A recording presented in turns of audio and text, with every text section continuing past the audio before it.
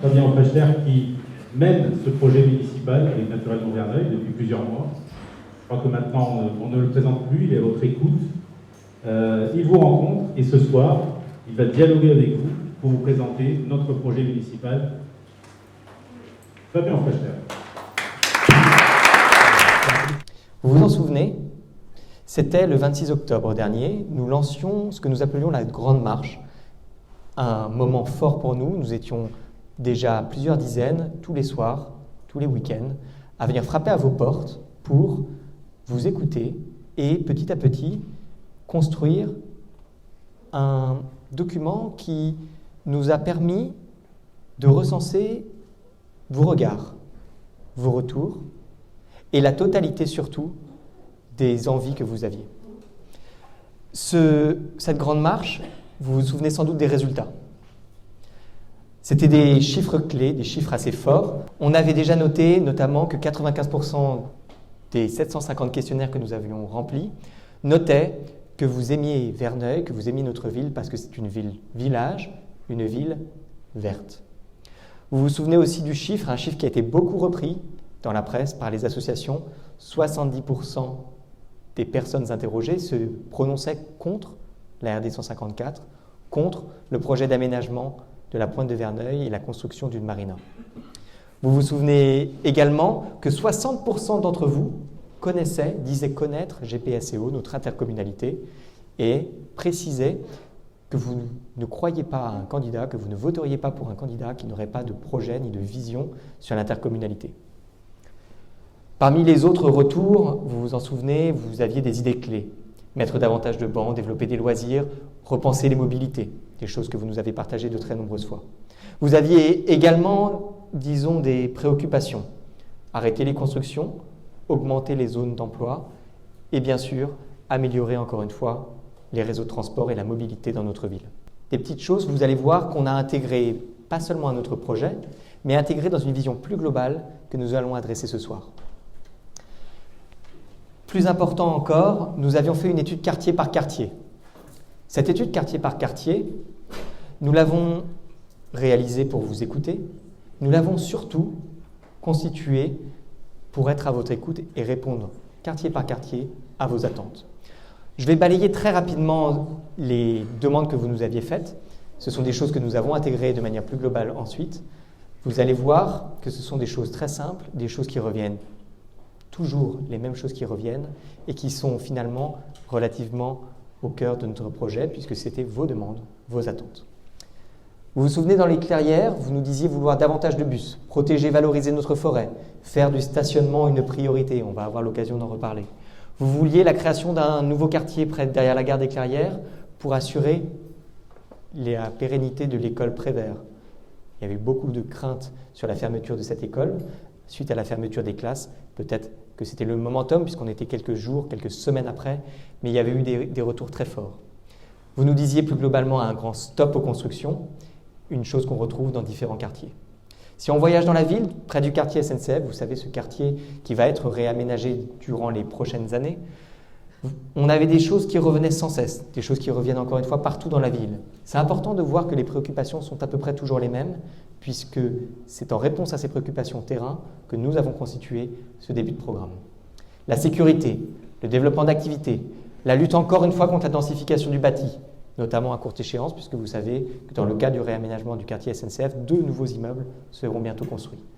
L'amélioration des relations avec les bailleurs, mais également l'aménagement de stationnement, encore une fois, les mêmes préoccupations. Ces mêmes préoccupations, on les retrouvait aussi dans le quartier des Briques Rouges, avec des priorités, la sécurité, l'absence d'activité, l'accompagnement social, ce sentiment d'abandon, de ne pas être écouté, mais également, encore une fois, les relations avec les bailleurs et les problématiques d'accès. Si on tourne dans la ville et qu'on va cette fois-ci du côté de Launay-Malo, c'était encore une fois toujours les mêmes problématiques. La compétence voirie, quelque chose qui revient très souvent à Verneuil. Une compétence, je me permets de le préciser, qui n'est pas municipale, mais qui n'est pas non plus entièrement intercommunale. On aura l'occasion d'en reparler. Et puis ce besoin de développer des crèches, la lutte contre les incivilités, l'amélioration de la desserte en termes de transport. Toujours les mêmes problématiques qui revenaient quartier par quartier, plus ou moins fortement, avec une intensification différente mais quelque chose d'essentiel en termes de thématique. De même, sur la côte Narbonne, repenser les mobilités, réinternaliser au plan pluricommunal la compétence voirie, c'est vous qui nous le disiez, on aura l'occasion d'en reparler, et puis améliorer le balisage des zones piétonnes, notamment pour les accès vers le collège, vers le centre-ville. Pour ce qui était du centre-ville, justement, les mêmes retours encore. Stop aux constructions, revivifier le centre-ville, créer de nouvelles crèches, ouvrir le parc du Champ-Clos le dimanche, garantir une bonne gestion des deniers publics. Encore une fois, vous voyez, il suffit d'aller sonder les gens, de leur demander ce qu'ils veulent, pour aboutir finalement à des grands axes. On n'est pas dans des choses qui sont très étrangères à ce que vous nous avez dit lorsqu'on va parler programme dans un instant. Mais si on continue dans les Hauts-de-Verneuil, on retrouve encore une fois les mêmes sujets. Repenser la mobilité, garantir la non-urbanisation, repenser le stationnement. Bon, je n'ai pas besoin de vous dire quelles vont être les grandes lignes de notre projet, puisqu'elles apparaissent déjà assez clairement. Mais on continue. Autour de la gare de Vernouillet et Verneuil, encore une fois, ce souhait d'arrêter les constructions, intensifié évidemment par la construction d'un nouvel immeuble de plus de 90 logements devant la gare, à l'endroit de l'ancienne crèche, de l'ancienne zone d'affaires. Repenser les stationnements, repenser les pistes cyclables, préparer le réaménagement complet du quartier de la gare, lutter contre l'intensification du bâti. Toujours les mêmes axes. Alors bien sûr, un programme, ça ne se construit pas que sur ces axes. Mais terminons peut-être par quelques quartiers, celui où nous sommes en ce moment même, autour de Badincourt. Encore une fois, arrêter les constructions, assurer l'entretien des voiries, améliorer la communication de la ville, repenser le stationnement, réaménager nos grands axes. Allez, je pense qu'on va pouvoir maintenant rentrer dans le vif du sujet.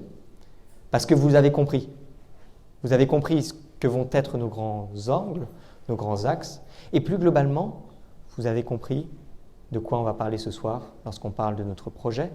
On va parler environnement, on va parler mobilité, et on va en fait parler d'un tas de thèmes sur lesquels, bien sûr qu'on va vous présenter des idées, nos idées. Mais ce soir, on va faire quelque chose d'un peu spécifique. Je m'explique. Ce soir, je vais vous présenter les grandes lignes de notre projet très rapidement, très succinctement. Et je vais vous laisser ensuite, vous, réagir. Parce qu'on avait dit, et c'est essentiel, que notre projet serait collaboratif. Alors ce soir, on ne va pas vous sortir un papier tout prémâché. Déjà parce qu'on l'a fait relativement avec vous, vous l'avez vu. Mais surtout, parce qu'un projet, un programme, ça se fait en partage. Alors, je vais commencer par le thème, sans doute, qui a attiré et suscité le plus de débats, l'environnement. Mais petit à petit, on va couvrir d'autres thèmes ce soir. Je ferai 10 minutes de parole, et ensuite, je vous céderai cette parole. Comme vous le savez, ce soir, je vous remercie beaucoup d'être présents alors qu'on est en période de vacances, qu'il pleut, qu'il fait froid. Comme vous le savez, ce soir, nous sommes par ailleurs en direct sur les réseaux sociaux. Nous sommes retransmis sur Facebook. Vous pouvez nous interpeller directement sur les réseaux sociaux. Dans la mesure du possible, on vous répondra ou en direct ou en différé, suivant vos commentaires et la rapidité ou le débat qu'il y aura ce soir. Mais je vous propose de rentrer dans le vif du sujet. Vous vous souvenez de notre atelier de la dernière fois ? On disait l'environnement naturellement. Et malheureusement, ou est-ce que c'est vraiment malheureux, on avait eu le temps de parler finalement que de 2 thèmes. La RD 154 et son contournement, et puis l'aménagement de la pointe de Verneuil, ce sujet de la marina. Ce soir, on ne va pas en reparler parce que je pense qu'on a déjà dit beaucoup de choses la dernière fois, qu'il y a eu beaucoup de débats. Bien sûr, si vous avez des questions, je suis tout oui pour y répondre et je ne dérogerai pas au débat. Mais je pense que ce soir, il me paraît important de parler d'un autre sujet lorsqu'on parle de l'environnement, c'est de parler de l'écologie. Pourquoi ? Pas seulement parce que vous nous disiez à plus de 95% que vous voyez Verneuil comme une ville verte, mais parce que finalement, l'écologie, vous nous l'avez dit vous-même, c'était l'une de vos grandes priorités, peut-être même plus que ces sujets d'aménagement. C'est un sujet de mode, mais c'est un sujet finalement qui ne se démodera pas. Parce que, vous le savez, les questions de réchauffement climatique, les questions de biodiversité, ce sont des sujets pas seulement locaux, ce sont des sujets relativement universels dont on peut débattre à tous les échelons, mais sur lesquels il faut prendre notre part de responsabilité à l'échelle locale. Une mairie n'a pas toutes les compétences pour affronter ces défis, mais une mairie peut beaucoup. Et c'est notre rôle demain, si nous sommes élus, de prendre nos responsabilités pour faire que Verneuil-sur-Seine devienne la ville leader en matière d'écologie, pas seulement sur notre territoire, mais plus globalement au sein de notre intercommunalité, l'une des plus grandes de France, GPSEO. Nous ferons de Verneuil l'écoville, la première écoville de GPSEO, et plus globalement de l'Ouest parisien. Et pour ce faire, nous allons mettre en place une série de mesures très simples, des choses toutes bêtes. On va essayer de reprendre tout simplement les idées que vous nous aviez partagées. Alors pour ne pas les rater, je vais les reprendre dans l'ordre.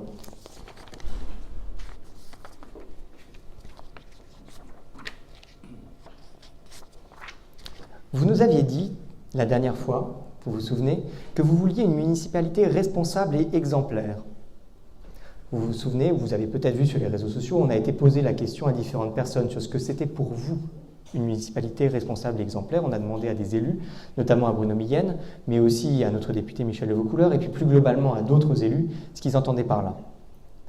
Il y a plusieurs grands fils rouges qui en sont sortis, et pour nous, une ville de référence, une ville qui se veut être une ville éco-citoyenne de référence sur les territoires du Grand Paris Seine-et-Oise, c'est une municipalité responsable et exemplaire qui mettra en place une charte de l'achat public qui, enfin, réfléchira à l'éclairage public en réduisant en priorité celui-ci, notamment en priorisant les LED, et puis des détections de présence, et puis en faisant, enfin, de l'accompagnement sur des sujets simples, l'isolation, etc. C'est ça, être une municipalité responsable et exemplaire, et même si nous pourrons en rediscuter de nombreuses fois, puisque ce n'est pas évidemment restrictif, ce sera l'une de nos priorités. Parmi les autres choses, nous l'avions déjà mentionné, nous créerons un forum citoyen pour l'environnement et le climat en coopération notamment avec nos associations locales. C'est une demande de celle-ci. C'est aussi une demande qui nous a été faite plusieurs fois sur les réseaux sociaux récemment. Et surtout, pour répondre à ce sujet que vous avez vu de très nombreuses fois, nous limiterons autant que possible la bétonisation et l'artificialisation de notre commune. Verneuil n'est pas dépourvu de moyens pour réguler les constructions sur son territoire. C'est une idée reçue de se dire que parce que les parcelles sont strictement privées pour certaines, il n'y a rien à faire. Ce que je dis toujours, c'est que quand j'étais gamin, moi j'étais à l'école Jean Jaurès, et que dans la cour il y avait des arbres, que dans la cour il y avait des buissons, que dans la cour il y avait des espaces potagers, et que tout ça a été bétonisé. Pas que pour des mauvaises raisons, soyons lucides. On peut comprendre évidemment que la sécurité est une priorité pour nos enfants, on y reviendra. Mais néanmoins, ça fait un peu mal au cœur, surtout quand on se rend compte des conséquences. Je parle de Jaurès, on pourrait parler à côté de la Source ou la Garenne, où lorsqu'il commence à y avoir des canicules l'été, il n'y a même plus d'espace frais, puisque les préaux sont entièrement couverts par les rayons du soleil qui se reflètent dans les dalles bétonnées. Au-delà du béton, on l'avait déjà mentionné un peu la dernière fois, mais parmi nos priorités, il y aura le reboisement et la revégétalisation des sols de notre commune. Reboisement, on l'a mentionné la dernière fois, vous vous souvenez, à propos du boulevard André Malraux. Oui, ce boulevard que nous ferons réaménager une fois le débat de la RD 154 tranché, il sera essentiel de le réaménager et de le reboiser, tout simplement parce que c'est vous qui nous l'avez demandé, mais aussi parce qu'une coulée verte dans notre ville, c'est ça aussi qui identifie Verneuil. Nous sensibiliserons et encourageons toute personne souhaitant entretenir et cultiver un espace vert, ça va de soi, mais n'empêche qu'aujourd'hui ce n'est pas le cas. Nous développerons avec les écoles et puis nous favoriserons l'implantation d'un repair café où chacun pourra venir faire réparer plutôt que remplacer ses matériaux défectueux, ses objets et matériels défectueux. C'est des choses qui marchent et qui coûtent quasiment rien. On l'a vu à Triel, où il y a des associations qui l'ont fait, qui le font, et qui parviennent à améliorer le quotidien de certains habitants qui préféraient sans doute parfois faire revivre leurs objets plutôt que de les jeter. Sur l'écologie, il y a un sujet qui est revenu souvent. C'est celui des cantines. Vous avez vu dans un journal de Verneuil récemment, on parlait de cantines locales. Enfin, locales pour la production locale du Havre. Alors on est à Verneuil. Et à Verneuil, il y a des choses qui sont possibles. Nous, ce qu'on souhaite, c'est tout simplement que nos cantines deviennent exemplaires. Lutte contre le gaspillage, zéro plastique jetable en tout cas. Produits biologiques et surtout, oui, produits locaux de Verneuil, pas du Havre. Pour ce faire, il y a des choses très simples. J'ai eu l'occasion d'échanger avec l'actuel maire de Vernouillet et puis plusieurs candidats à Triel. Il y en a beaucoup qui sont d'accord déjà, à peu près quels que soient les futurs candidats, pour mutualiser la cantine centrale et ainsi promouvoir le local, le vrai local. Enfin, parce que je ne vais pas m'éterniser, on ne va pas faire des listes ce soir, ça serait un peu rébarbatif, je voudrais juste revenir sur un sujet qui a fait un peu polémique en France, mais qu'on sous-estime sans doute sur notre commune, celui des dépôts sauvages. Si vous allez dans la forêt, si vous allez, sur la pointe de Verneuil, si vous allez même vers la base de loisirs, vous serez sans doute surpris. La lutte contre les dépôts sauvages, c'est quelque chose qui devrait aller de soi. Et pourtant, ça ne l'est pas. Nous en ferons l'une de nos priorités avec, par ailleurs, les autres communes du territoire. En l'occurrence, veiller à la sérénité de la forêt doit être une de nos priorités. Veiller à la sérénité de nos espaces naturels et à sa valorisation doit l'être également. Ce que je vous propose, c'est peut-être de nous arrêter là pour un premier temps. On n'aura peut-être pas tout dit, mais déjà, vous voyez les grandes lignes, ces grandes premières mesures que vous nous aviez partagées, qui sont ressorties très fortement, puisque ce programme, ce n'est pas le mien à titre personnel, c'est celui d'une liste entière que nous aurons l'occasion bientôt de vous présenter, plus d'une trentaine de personnes qui ont co-construit à partir des centaines de pages de vos retours, un projet, notre projet, et demain, j'espère, votre projet. Vous avez décliné, on ne peut pas être contre la logique, mais est-ce que vous avez réussi aux moyens qu'il fallait en face par rapport aux moyens actuels disponibles dans la mairie, s'il vous plaît ? Bien sûr.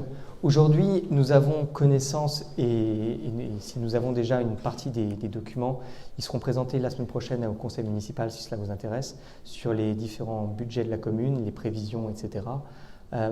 Aujourd'hui, la totalité des choses qu'on vous présente, il y a une partie, et on aura l'occasion au moment de sa publication, qui coûte de l'argent, bien sûr. Mais il y a aussi toute une partie qui permet d'économiser de l'argent. Et ça, on ne s'en rend pas forcément compte. Je ne vais pas revenir point par point. Quand nous présenterons notre projet, évidemment, il tiendra ces sujets en compte, et puis par ailleurs, nous les budgéterons. Mais vous savez, mutualiser une cantine, ça peut nous permettre de gagner de l'argent. De la même manière, renforcer la lutte contre les dépôts sauvages, ça permet d'éviter que ce soit d'autres services que des services municipaux, toujours nos impôts finalement, qui prennent en compte ces désagréments. Alors oui, il y a des choses qui coûtent de l'argent. Mais bon, prioriser la végétalisation, ce n'est pas des fortunes. Surtout si c'est vous qui le faites demain.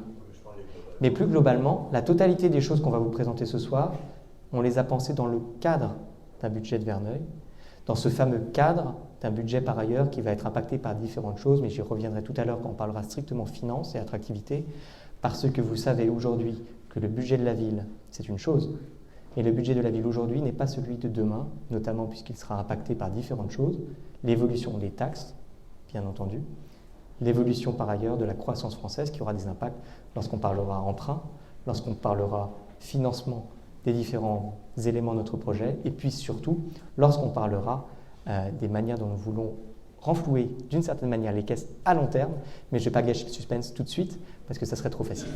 Allez. En attendant le référendum, on va peut-être reprendre un petit peu en synthèse cette idée de consultation. On va y venir justement sur ce que nous appelons être naturellement citoyen dans notre ville dans un instant. Mais en effet, lorsqu'on parle écologie, on parle du futur, on parle de nos enfants, on parle des jeunes, puisque c'est du Verneuil de demain dont on parle. On ne se rend pas forcément compte lorsqu'on parle réchauffement climatique des impacts à très court terme sur notre territoire. Je ne vais pas faire le catastrophiste. Je vais juste vous dire qu'on l'a vu cet été. Dans les écoles, je le mentionnais, lorsque les enfants ne trouvaient pas d'espace frais, c'est des réalités qui vont s'intensifier. Ce n'est pas moi qui le dis, c'est notre préfet, c'est notre sous-préfet, ce sont les élus de notre territoire et plus globalement, c'est à peu près tout le monde.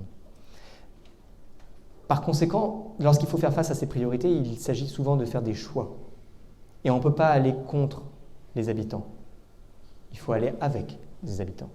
Alors qu'il s'agisse de la RD 154 et de la consultation citoyenne que nous souhaitons faire pour mettre enfin un terme à ce sujet vieux de plus d'un demi-siècle, Oui, c'est une manière de fermer la page, que vous soyez pour ou que vous soyez contre, et de vous laisser choisir d'une certaine manière le choix qui sera non pas celui d'un élu esseulé, qui devrait se confronter peut-être à des amendes de l'État, certainement en tout cas à la coupure de subventions départementales s'il était seul face à un département qui aujourd'hui, pour l'instant, soutient ce projet de route départementale. Ce n'est pas un élu seul qui va devoir de manière verticale et antidémocratique gouverner le Verneuil de demain. Pas seulement un maire qui ferait appel au participatif pour tout. Non, c'est pas ça. Gouverner, c'est savoir faire des choix. Mais faire des consultations, en particulier sur des sujets clés, c'est important. On va y venir dans un instant parce que je voudrais vous parler de ce que c'est pour nous que créer des concertations. Mais peut-être qu'on va rentrer directement dans le vif du sujet. Vous vous souvenez au premier atelier, ce qu'on avait fait, on avait signé la charte d'une démocratie ouverte. On vous avait dit 10 points forts qui structureraient notre programme. Je ne vais pas y revenir, vous les trouvez de toute manière sur nos réseaux sociaux et la charte qu'on avait signée ensemble vous a été pour certains distribuée, pour d'autres directement envoyée, soit par email, soit disponible sur nos réseaux sociaux, mais c'était des sujets forts quand même. On vous disait que l'équipe de demain, notre équipe, ne serait pas l'unique prescriptrice, que nous allions développer une culture de dialogue, que nous allions partir des besoins et des usages, que nous allions essayer de vous impliquer plus largement. Et vous l'avez vu qu'on tient la promesse, puisque cette concertation sur la RD 154 va dans ce sens. Que nous allions encourager la diffusion d'informations transparentes et compréhensibles, encore un sujet sur lequel nous sommes engagés la dernière fois, puisque oui, faire une consultation sans vous donner les documents, ça n'a pas beaucoup de sens. Et puis, bien sûr, nous avions dit également que nous allions accompagner et donner les moyens à l'administration et à l'ensemble du personnel pour se former et se transformer. Pas question d'avoir une administration d'arrière-garde. Nous devons à Verneuil avoir une administration avec un maximum de moyens. Nous vous avions également dit que nous définirions des contrats de participation lorsque nous réaliserions des concertations. Ben oui, si demain nous faisons une consultation citoyenne, par exemple sur la RD 154, évidemment que nous donnerons de manière transparente la totalité des éléments, mais également la manière dont il se structurera, puisqu'il y a plusieurs manières de faire des consultations. Nous allons également utiliser des outils et des méthodes adaptées aux enjeux et publics concernés, évidemment, lorsqu'il s'agit de faire de l'administration, typiquement, qu'il s'agisse de personnes âgées ou de jeunes, on n'est pas forcément obligé de passer par les mêmes moyens. Certaines personnes ont des besoins d'accompagnement sur les outils informatiques, d'autres ont déjà franchi le cap. Nous vous avions également promis de créer la confiance et l'engagement à travers la communication. Vous avez été très nombreux à nous critiquer la communication de la ville, mais également à documenter et évaluer les dispositifs de participation citoyenne, ce qui va, pour nous en tout cas, de soi. Mais bon, ça, c'est des mesures générales. Qu'en est-il des mesures locales ? Vous savez, nous, on s'est dit que les projets futurs sur la mairie de Verneuil, ce sont des projets qui demain doivent être anticipés. Des projets qui doivent être, plus globalement, discutés. C'est pas normal qu'on découvre dans la presse qu'on va refaire le parc de l'Orangerie. Qu'est-ce qui sait ici dans la salle? Où est le parc de l'Orangerie à Verneuil? Ça fait pas beaucoup de mains quand même. Pourtant, vu les milliers d'euros dont il est question pour le réaménager, ça aurait été peut-être pas mal que déjà le débat soit sur la table et surtout qu'on sache où le situer dans la ville. Manque de communication, manque de valorisation, manque de transparence. Remettre de la transparence dans l'action municipale et améliorer la communication de la ville, ça sera l'une de nos priorités, naturellement. Associer largement la population au projet et aux enjeux conséquents pour la commune sera l'une de nos préoccupations, naturellement. Retransmettre en live les conseils municipaux, c'est quand même pas sorcier.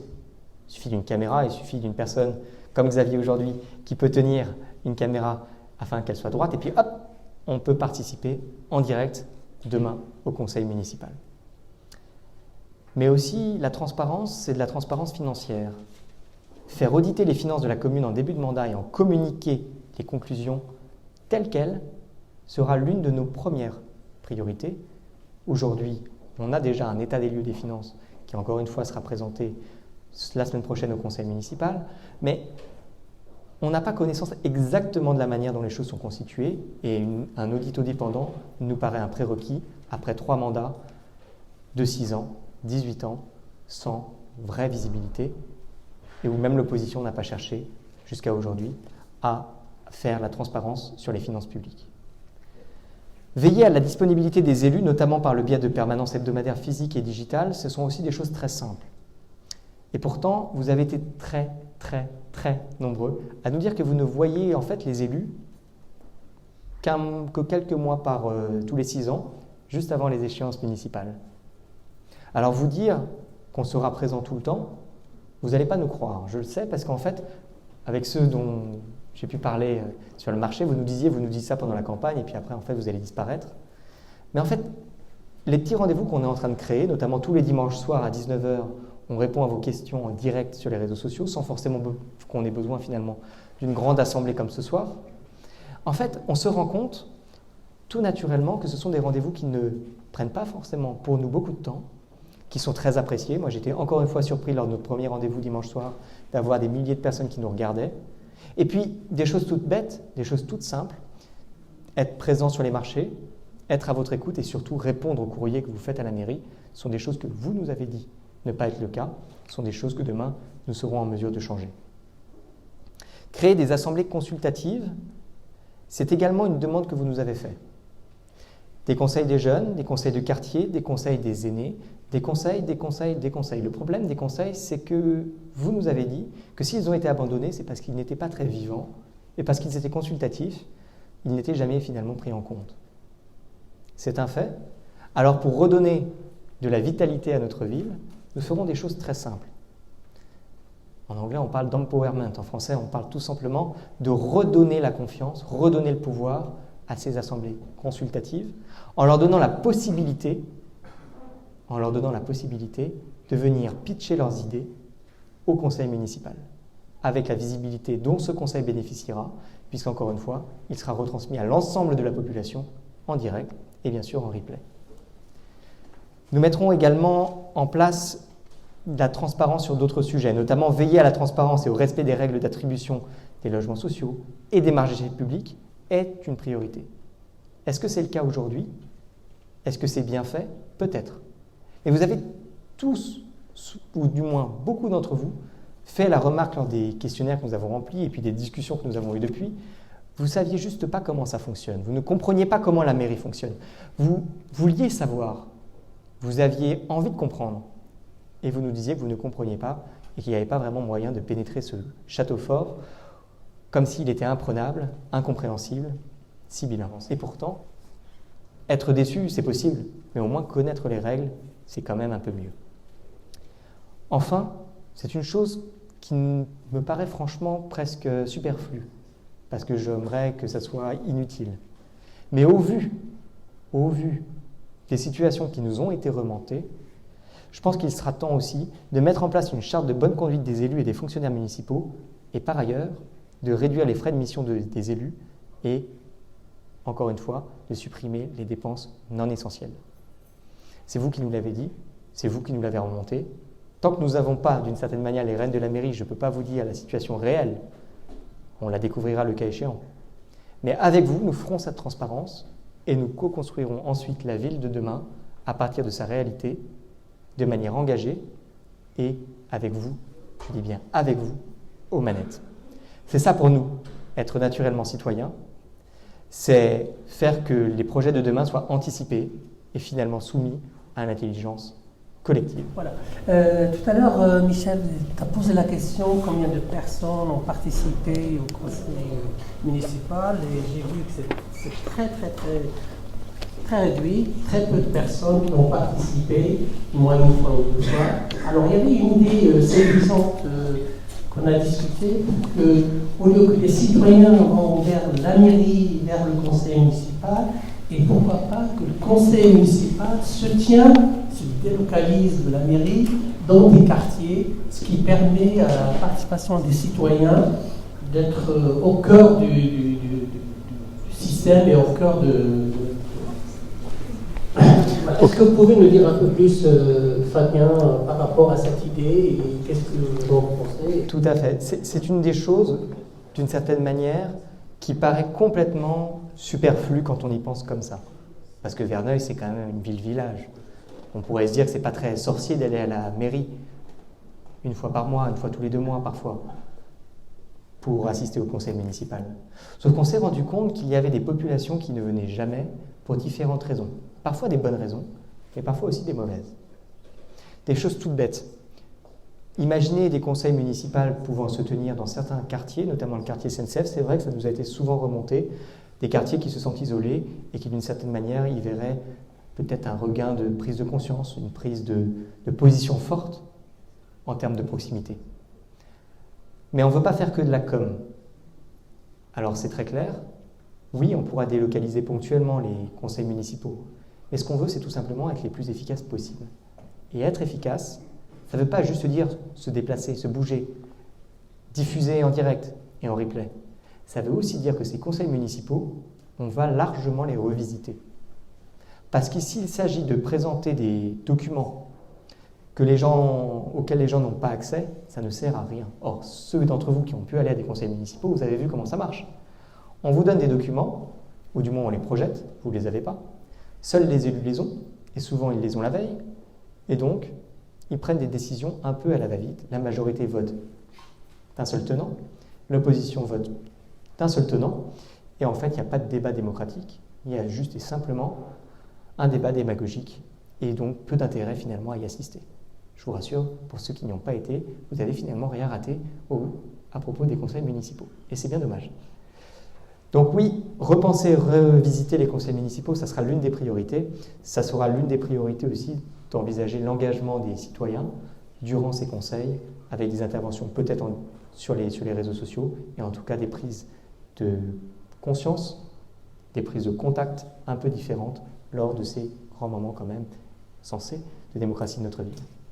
Oui, bonsoir tout le monde. Je voulais poser la question à Fabien pour lui demander comment il va être présent et comment son contact avec les citoyens de Verneuil, comment il envisage son contact avec les citoyens de Verneuil.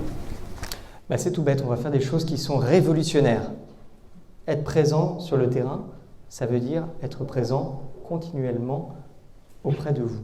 On ne va pas s'arrêter, c'est la surprise. C'est ceux qui pensent qu'on va s'arrêter avec le porte-à-porte au lendemain de la campagne. Eh ben non. Vous avez été souvent surpris de nous voir continuer à frapper à vos portes après l'enquête de la Grande Marche. Vous nous disiez, voilà, on ne pensait pas que vous alliez revenir. Si, on revient. Surprise. Et vous savez quoi? On va continuer à revenir. On va continuer à revenir à vos portes, mais également à différents endroits stratégiques, que ce soit les grands événements de notre ville, que ce soit les espaces où finalement les gens ont tendance à ne pas vraiment nous voir, que ce soit sur le marché. Oui, d'habitude sur le marché, vous nous voyez pendant les élections. Et lors des élections, vous ne nous voyez plus. Alors les gens ils se demandent où est-ce que sont les hommes politiques. On va continuer, nous, à vous communiquer les informations, comme on le fait aujourd'hui, tractage, aux gares, sur les marchés, même demain si nous sommes élus, pour rendre compte. Je ne dis pas que ça n'est pas fait du tout. Il y a des choses qui sont faites. Mais continuer à être accessible, continuer à être présent sur le terrain, oui, c'est un de nos engagements. Allez.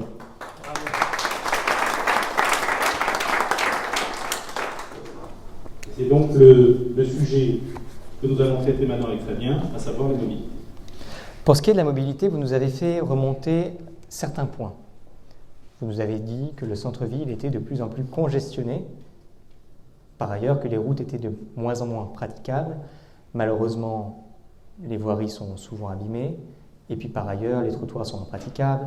Certaines rues, les voitures roulent très vite. Certains espaces sont devenus dangereux. Et plus globalement, il y a d'autres problèmes qui nous ont été remontés, des choses très simples. La mauvaise coordination des transports publics, entre les bus et les trains. Des pistes cyclables absolument pensées au coup par coup et absolument mal entretenues. Puis d'autres choses. On en parlait, quand on parle des mobilités, j'aime bien parler aussi de l'immobilité, et notamment des parkings. Pas que pour les voitures d'ailleurs, pour les autres mobilités, on y reviendra. Mais garer son vélo à Verneuil, à part aux gares, maintenant, depuis peu, grâce à la région, ce n'est pas chose facile. Et puis plus globalement, un déficit global d'accessibilité de notre ville, en particulier pour les personnes à la mobilité réduite, mais plus globalement pour toutes les personnes ayant des poussettes, des caddies ou des difficultés à marcher. L'accessibilité et la mobilité doit être une des priorités dans la ville, tout simplement parce que c'est l'une de vos priorités au quotidien. C'est une chose toute bête, aller et venir. Pourtant, ça suscite rapidement du débat dès qu'on en parle, à tel point, vous l'avez vu, que Verneuil fait partie des villes où les pistes cyclables sont sans doute les plus décriées. Ça m'amuse beaucoup d'ailleurs quand on parle des pistes cyclables, on va y venir dans un instant, parce qu'à chaque fois, on me fait la même remarque. On me dit, le projet, c'était pas un grand corridor d'Aubergenville, Mantes-la-Jolie, jusqu'à Poissy, en piste cyclable? Ouais. Et si on regarde ce corridor, il s'arrête où en fait? Où est-ce qu'il y a un trou? Parce que jusqu'au Mureau, il y a une piste cyclable. Puis de Vernouillet à Poissy, on peut y aller à vélo en bord de Seine. C'est pas très compliqué. C'est même plutôt bien aménagé. Les mobilités douces n'ont jamais été une priorité réelle à Verneuil. Ça a été de la communication. Je pense que même ceux qui en sont les auteurs l'admettent.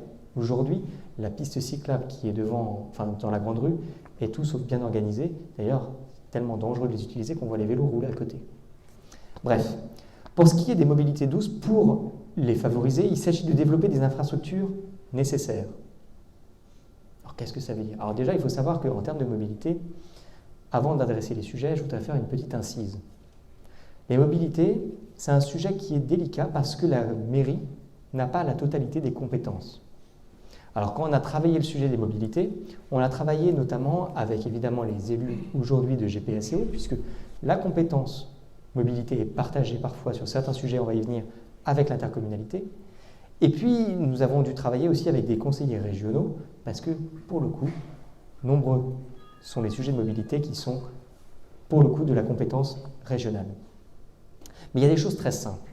Allez, si on pense sur les sujets de mobilité collective, pour les prendre dans l'ordre, travailler avec GPSO pour renforcer les dessertes de bus, en particulier aux clairières, c'est quand même pas bien sorcier.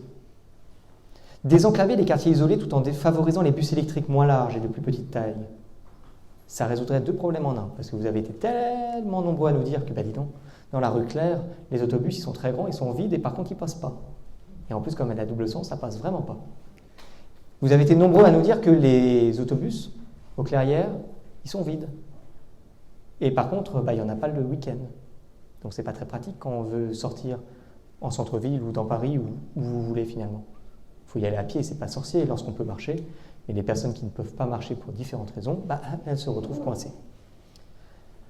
Pour désenclaver les quartiers isolés, les mobilités électriques, ça ne sera pas du jour au lendemain. Il faut y convenir. C'est seulement une compétence partagée et puis surtout, ça dépendra des différents organismes, notamment des opérateurs. Mais faire pression pour que les nouvelles flottes, à moyen terme, puissent le devenir, ce n'est pas non plus vraiment sorcier, ça ne coûtera pas grand-chose à la commune, voire ça ne coûtera rien lorsqu'il s'agira de remplacer les flottes actuelles, mettre des critères un peu plus écologiques dans les appels d'offres, cela semble aller de soi et cela sera une petite révolution pour notre ville parce que franchement, si on peut éviter d'avoir des autobus grands, larges, polluants, qui tournent moteur allumé toute la journée, moi je peux vous dire quand on tracte aux Clairières ou quand on tracte à Vernouillet-Verneuil, aux gares, vous serez surpris. En continu, les bus sont vides mais ils tournent. Parmi les autres sujets, il y a également les questions des interconnexions et des intermodalités. Ce que je dis toujours, c'est que si vous prenez le bus dans la grande rue le matin, ce n'est pas synchronisé avec les trains. Alors que font les gens, ils marchent. Bon, ça ne fait pas de mal de marcher. Mais c'est un peu dommage quand même de rater son train à 2 minutes parce que les transports ne sont pas connectés. C'est des petites choses mais qui expliquent pourquoi certains quartiers, on l'a vu tout à l'heure, se sentent isolés. Et l'intermodalité, c'est une priorité pour une raison simple, c'est qu'on ne pourra jamais faire la promotion des mobilités douces si on n'est pas capable d'avoir des espaces pour garer son parking, son vélo en toute sécurité, sans se le faire dégrader, comme cela nous a été remonté de très nombreuses fois. Et puis, on n'aura jamais non plus de mobilité douce si on ne fait pas des choses très simples, comme établir des nouveaux plans de circulation et de desserte, par exemple, de bus, en prenant en compte notamment la sécurité des piétons et des cyclistes, ainsi que les contraintes liées au trafic. Et pour ce faire, il n'y a qu'une seule solution. Une seule solution, c'est enfin faire une concertation sur la circulation en centre-ville. Parce que vous avez été nombreux à nous dire on ne peut pas rouler dans cette ville, on ne peut pas se garer dans cette ville. Et puis finalement, on ne peut pas non plus vivre toujours à pied ou en vélo, on aimerait bien parfois, mais quand il pleut, finalement, avec les enfants, c'est un peu compliqué. Ça serait mieux, mais on n'y est pas encore. Et on y sera peut-être dans quelques années, il faut favoriser. Mais à court terme, si on veut accélérer les mobilités douces, si on veut repenser les mobilités dans notre ville, il est temps d'avoir une concertation pour des choses très simples. Par exemple, les sens de circulation. Est-ce que demain, certaines rues ne devraient pas passer à sens unique, y compris en centre-ville? Est-ce que demain, il ne faudrait pas repenser les gares et peut-être rebasculer le parking des autobus derrière la gare de Vernouillet-Verneuil pour favoriser d'autres circuits, d'autres trajets qui permettraient enfin de désengorger notre centre-ville?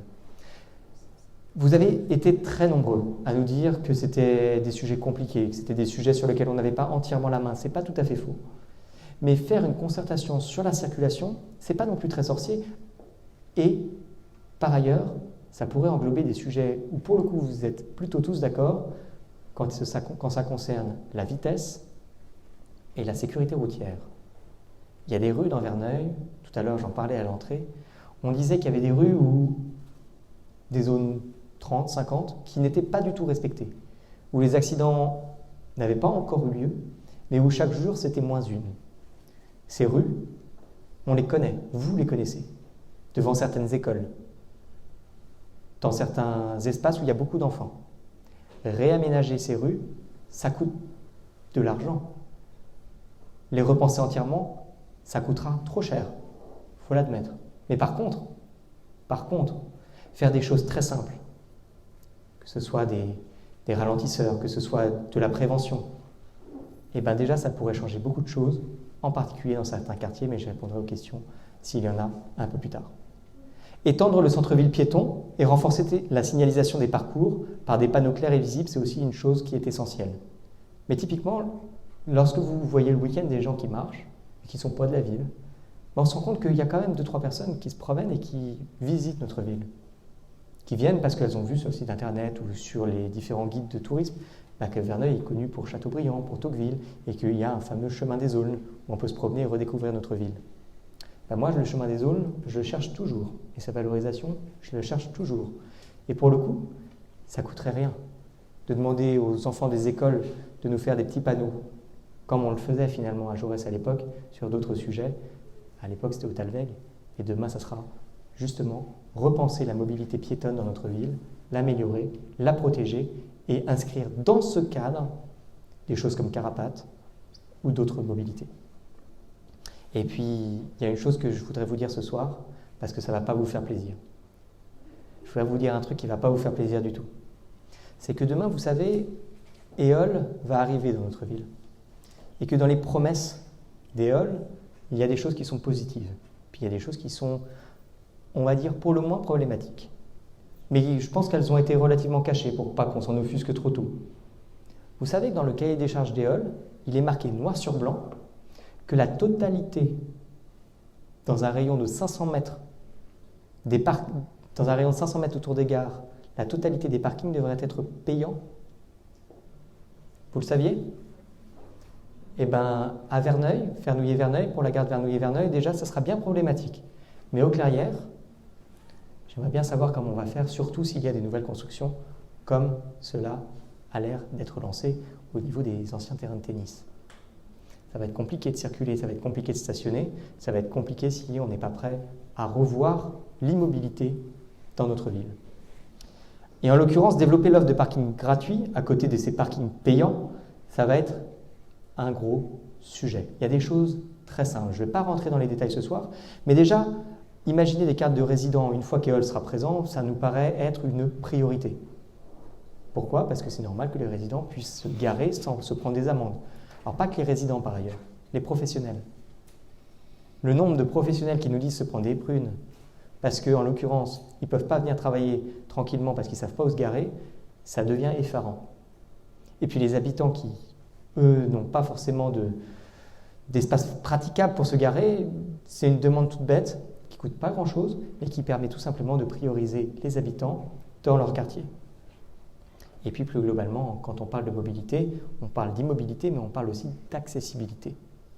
Et pour ce qui est de l'accessibilité, moi j'ai été assez surpris, voire choqué, de voir qu'il n'y avait pas eu dans notre ville un plan municipal de mobilité en faveur des déplacements des personnes, en l'occurrence à mobilité réduite.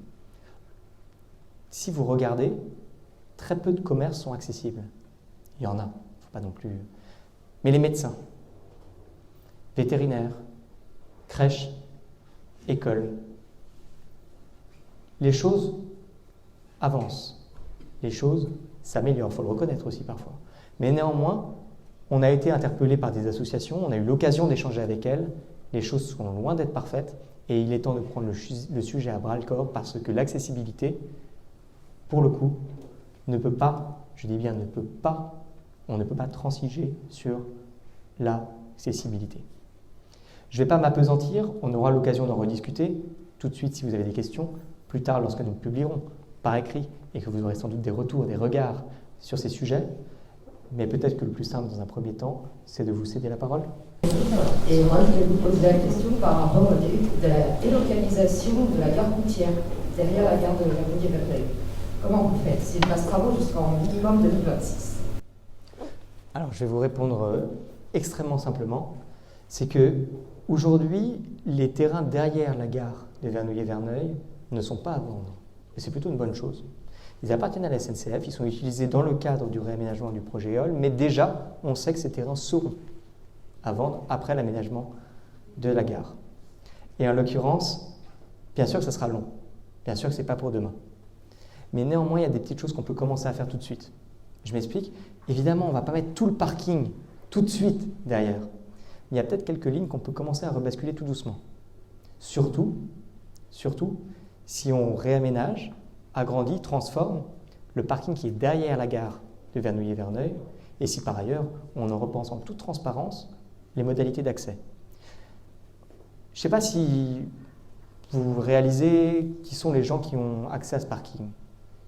Nous, quand on a fait du tractage, on a été des deux côtés juste pour voir, on s'est rendu compte que finalement, autant on avait eu des gens qui râlaient très fortement, parce qu'ils n'avaient aucun moyen d'avoir des cartes pour s'y garer à Verneuil, autant on s'est rendu compte que finalement, il n'y avait pas de privilège pour les habitants de notre commune par rapport aux autres communes. Ben nous, on pense naturellement que ça serait peut-être bien que les Verneuiliens soient priorisés, puisque c'est avec notre ville que cela a été constitué.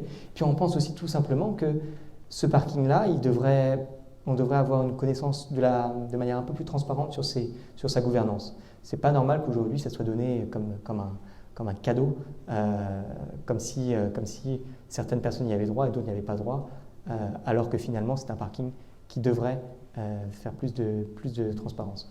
Et par ailleurs, au-delà de cette question du parking, rebasculer les lignes, c'est quelque chose qui sera possible à très long terme, de manière totale. Mais à court terme, il y a quelques lignes, notamment vers Vernouillet ou vers les Mureaux, où on peut le penser tout de suite. C'est des choses qu'on a commencé à regarder, notamment avec des associations, parce qu'on s'est dit que tout simplement, c'était la seule solution pour veiller à ce que les lignes ne soient pas sinon décalées sur la rue du Cocher, l'avenue du Château et les autres rues parallèles. Est-ce que ça sera rapide? Non. Est-ce que ça sera parfait dans un premier temps? Non. Est-ce que ça aura des impacts sur le trafic? Évidemment. Mais de toute manière, tout le quartier a vocation à être aménagé. Je dis bien tout le quartier. Parce qu'on l'oublie souvent, mais une gare EOL, ce n'est pas une gare SNCF au sens qu'on l'imagine aujourd'hui. C'est une gare qui est complètement revue, avec des commerces, avec différents services qui seront accolés. Et par conséquent, il est urgent de prioriser certaines choses, et en particulier cette question de la mobilité. Si on la rebascule à plus long terme, on désengorgera une partie de notre centre-ville. Mais après, je vais vous dire, on peut encore en parler parce que ça va être un sujet qui va nous animer le cas échéant sur tout le mandat. Parce que ce n'est pas un sujet d'1 an, c'est un sujet de 6 ans, voire de beaucoup plus. Bonsoir. Bonsoir. C'est partir le plan des parkings sont payants. On garde Vernouillet. C'est une bonne question. Ils seront payants à partir tout simplement de la mise en place des halls. Et halls, en principe, c'est 2024. S'il y a du retard, ce sera peut-être un peu plus tard, mais bon, pour l'instant, il faut partir du principe que c'est 2024. Donc on peut se dire que sous 4 ans, l'accessibilité des parkings sera payante. Alors comment ça sera structuré? C'est une chose qu'on discutera évidemment avec la région, avec le département, et avec toutes les différentes strates territoriales qui ont leur mot à dire, y compris d'ailleurs la SNCF, etc. Mais c'est important d'avoir ça en tête parce que ça a quelques impacts quand même. Si on se dit que Verneuil, qui aujourd'hui est une ville où il n'y a aucun stationnement payant, et que certains espaces vont le devenir, Ça change un peu la donne, en effet. Oui, bonsoir. Vous avez parlé de plan de circulation au niveau des écoles, au niveau des gares, des voitures et tout ça. Pensez-vous quel peut être le rôle de la police municipale dans la sécurité de tous ces points qui, aujourd'hui, en particulier, vous pouvez passer votre Bazincourt, il y a un carrefour là, qui est très dangereux. Il y a des photos qui montrent les cars, les voitures qui descendent, les élèves qui sortent. Je pense que là, il y a une réflexion avec la police municipale. C'est un peu son rôle. Qu'en pensez-vous? Alors, je suis 100% d'accord avec vous. En l'occurrence, vous savez, à Verneuil, la sécurité et la tranquillité, c'est une des priorités. La sécurité routière, ça en fait partie. On aura un atelier le 27 février dédié à ce sujet parce que pour nous, c'est l'une des priorités essentielles qui ne mérite pas un quart d'heure de discussion, mais vraiment plusieurs heures. Aujourd'hui, sans rentrer dans les détails, la police à Verneuil, la police municipale, c'est 5 agents de police, 3 agents de sécurité, 1 agent administratif pour 15 000 habitants. Alors, on ne peut pas leur demander tout. Ils sont sous-staffés comme pas possible, ils sont débordés comme pas possible, et puis ils n'ont pas assez de bras, c'est bien naturel. Sauf que, évidemment, que c'est le rôle de la police municipale de veiller à ce que la sécurité routière soit renforcée. Il y a des choses toutes bêtes. Vous avez mentionné vers Bazincourt, je pourrais vous dire aussi au niveau de la rue Claire, croisement avec la Grande Rue, où vous avez un miroir qui est tout le temps défoncé. Il y a plein d'autres endroits dans Verneuil. Le carrefour de Bazincourt est un bon exemple, le carrefour de l'allée des Oiseaux en est un autre. Il y a des choses qui seront réaménagées de toute manière pour ce qui est du boulevard André Malraux dans le cadre de la refonte de ce boulevard post-débat sur la RD 154. Ça réglera bien des sujets. Mais néanmoins, vous avez raison, c'est le rôle de la police municipale d'accompagner, pas que le jour d'ailleurs, la nuit, on aura l'occasion aussi d'y reparler, d'accompagner la sécurité routière. Avec beaucoup de prévention, ce qui aujourd'hui fait défaut, mais aussi plus de présence, parce que ça aussi, ça fait défaut. Ils font un boulot incroyable, il faut le reconnaître, mais ils ne sont pas assez nombreux, ils ne sont peut-être pas assez formés, ils n'ont peut-être pas le temps de tout faire. Il y a un vrai sujet de refonte de la police municipale, mais je vous garde le suspense jusqu'au 27 février. Je vous en prie. Je voulais vous demander, je suis nouveau à Verneuil, et alors vous parlez de la police municipale. Moi, en arrivant à Verneuil, j'ai cherché un poste de police nationale, un poste de gendarmerie. Est-ce que ça existe? Et où se trouve la police municipale? Il n'y a pas d'information à ce sujet. Bien sûr, aujourd'hui, vous avez la police municipale qui a un poste à Verneuil. Au niveau, en face du PMU, vous savez, dans la Grande Rue, vous avez un bâtiment derrière Micmac, la petite librairie où vous pouvez trouver la police municipale. Ça, c'est la bonne nouvelle. Maintenant, vous marquez un point. Lorsqu'il s'agit de parler de la police au sens large sur notre ville, j'aurai l'occasion d'y reparler le 27 février, mais vous avez un gros déficit de présence dans notre ville, qui est réel le jour, qui est cruel la nuit.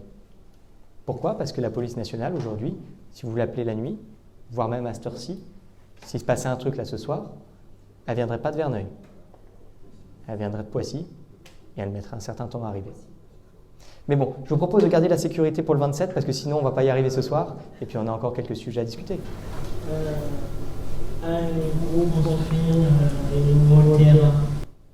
Aujourd'hui, sur ce qui est des constructions, il y a beaucoup de choses à dire. Vous dire qu'on ne construira rien, ça serait vous mentir parce qu'on n'a pas la main sur tout. Et ça, je le concède totalement à la municipalité en place. Maintenant, vous dire qu'on construira partout, comme c'est le cas aujourd'hui, je vous redonnerai les chiffres un jour, vous pouvez les regarder sur Internet, vous serez surpris. Le nombre de programmes qui ont été mis en place sur des terrains publics, qui ont été cédés, est affolant sur la dernière municipalité. Construire, on ne pourra pas s'en empêcher. D'ailleurs, c'était ce qu'on disait en contre-projet de la Marina. Maintenant, construire n'importe comment, non. Et construire sans respecter les normes, encore moins. C'est pas normal de voir qu'il y a certains logements qui sont même pas dans les clous en termes de parking, par exemple, alors que le stationnement est un sujet cruel, comme on l'a vu dans la ville. Maintenant, ça sera aussi du cas par cas. On ne va pas s'en cacher. Parce qu'il ne faut pas oublier que la mairie, elle est compétente en matière de construction, puisqu'elle délivre les permis de construire, et que l'une de nos clés de voûte de notre programme, vous l'avez compris ce soir, c'est de dire stop à la bétonisation. Je vais malheureusement probablement perdre ma femme à Verneuil. Et au niveau du cimetière, est-ce que, je sais qu'il y a un ancien cimetière et un nouveau cimetière. J'ai vu les deux, on m'a dit que l'ancien cimetière était plein, qu'il fallait aller vers le nouveau cimetière. Et alors, est-ce qu'il y a des places pour les incinérations, pour les urnes? Ouais. J'ai vu une partie en hauteur, mais qui paraît-il est complète. Et puis par ailleurs, je ne sais pas où ça peut se faire. Alors tout d'abord, je vais souhaiter et à vous et à votre femme une longue vie, mais évidemment qu'il y a de la place dans le nouveau cimetière qui est derrière le gymnase François Pons. Évidemment qu'il y a toutes les infrastructures, qu'il s'agisse d'incinération ou d'enterrement. Mais encore une fois, pour l'instant n'étant pas élu, je vous renvoie naturellement vers la mairie qui pour le coup pourra vous répondre plus complètement. Les fonctionnaires sont là pour ça, ils font un travail incroyable pour accompagner les personnes concernées et faire que ça se passe au mieux. Pour la question, je voulais rebondir sur ce que vous a posé comme question le jeune homme par rapport à la police. C'est vrai qu'on est en insécurité totale, notamment à Verneuil. Et la police municipale n'est pas nombreux. C'est vrai que je voudrais savoir si demain vous êtes élu, est-ce que vous pourrez agrandir déjà la police municipale et créer peut-être d'autres formes de... Je dirais, notamment pour les collèges, notamment, voilà, puisque nos enfants ne sont pas en sécurité. Et c'est vrai que quand on appelle la police, on est souvent amené à attendre pas mal de temps. Merci beaucoup. Vous savez, on a eu énormément... Moi, j'étais surpris, parce que Verneuil n'est quand même pas une ville où on se sent en insécurité. Enfin, j'espère. On n'est pas un territoire dangereux. Mais néanmoins, vous avez été très nombreux à venir nous voir sur le marché, en porte-à-porte, etc., et à nous dire à quel point la sécurité était une priorité, à quel point la tranquillité n'avait pas de prix pour vous, pour les enfants et plus globalement pour l'ensemble des habitants. Je ne vais pas vous répondre ce soir en détail parce que je tiens vraiment à garder cette journée, cette soirée qu'on aura ensemble le 27 février dédiée sur ce sujet. On rentrera dans le fond du sujet pour vous montrer qu'on peut faire autrement, pour vous montrer qu'il y a des choses toutes bêtes à mettre en place. Mais vous savez, il y a deux mots que je peux vous dire ce soir qui seront les deux mots sur lesquels je laisserai le suspense. Tolérance, zéro. Tolérance, zéro contre les incivilités. Tolérance, zéro contre les violences.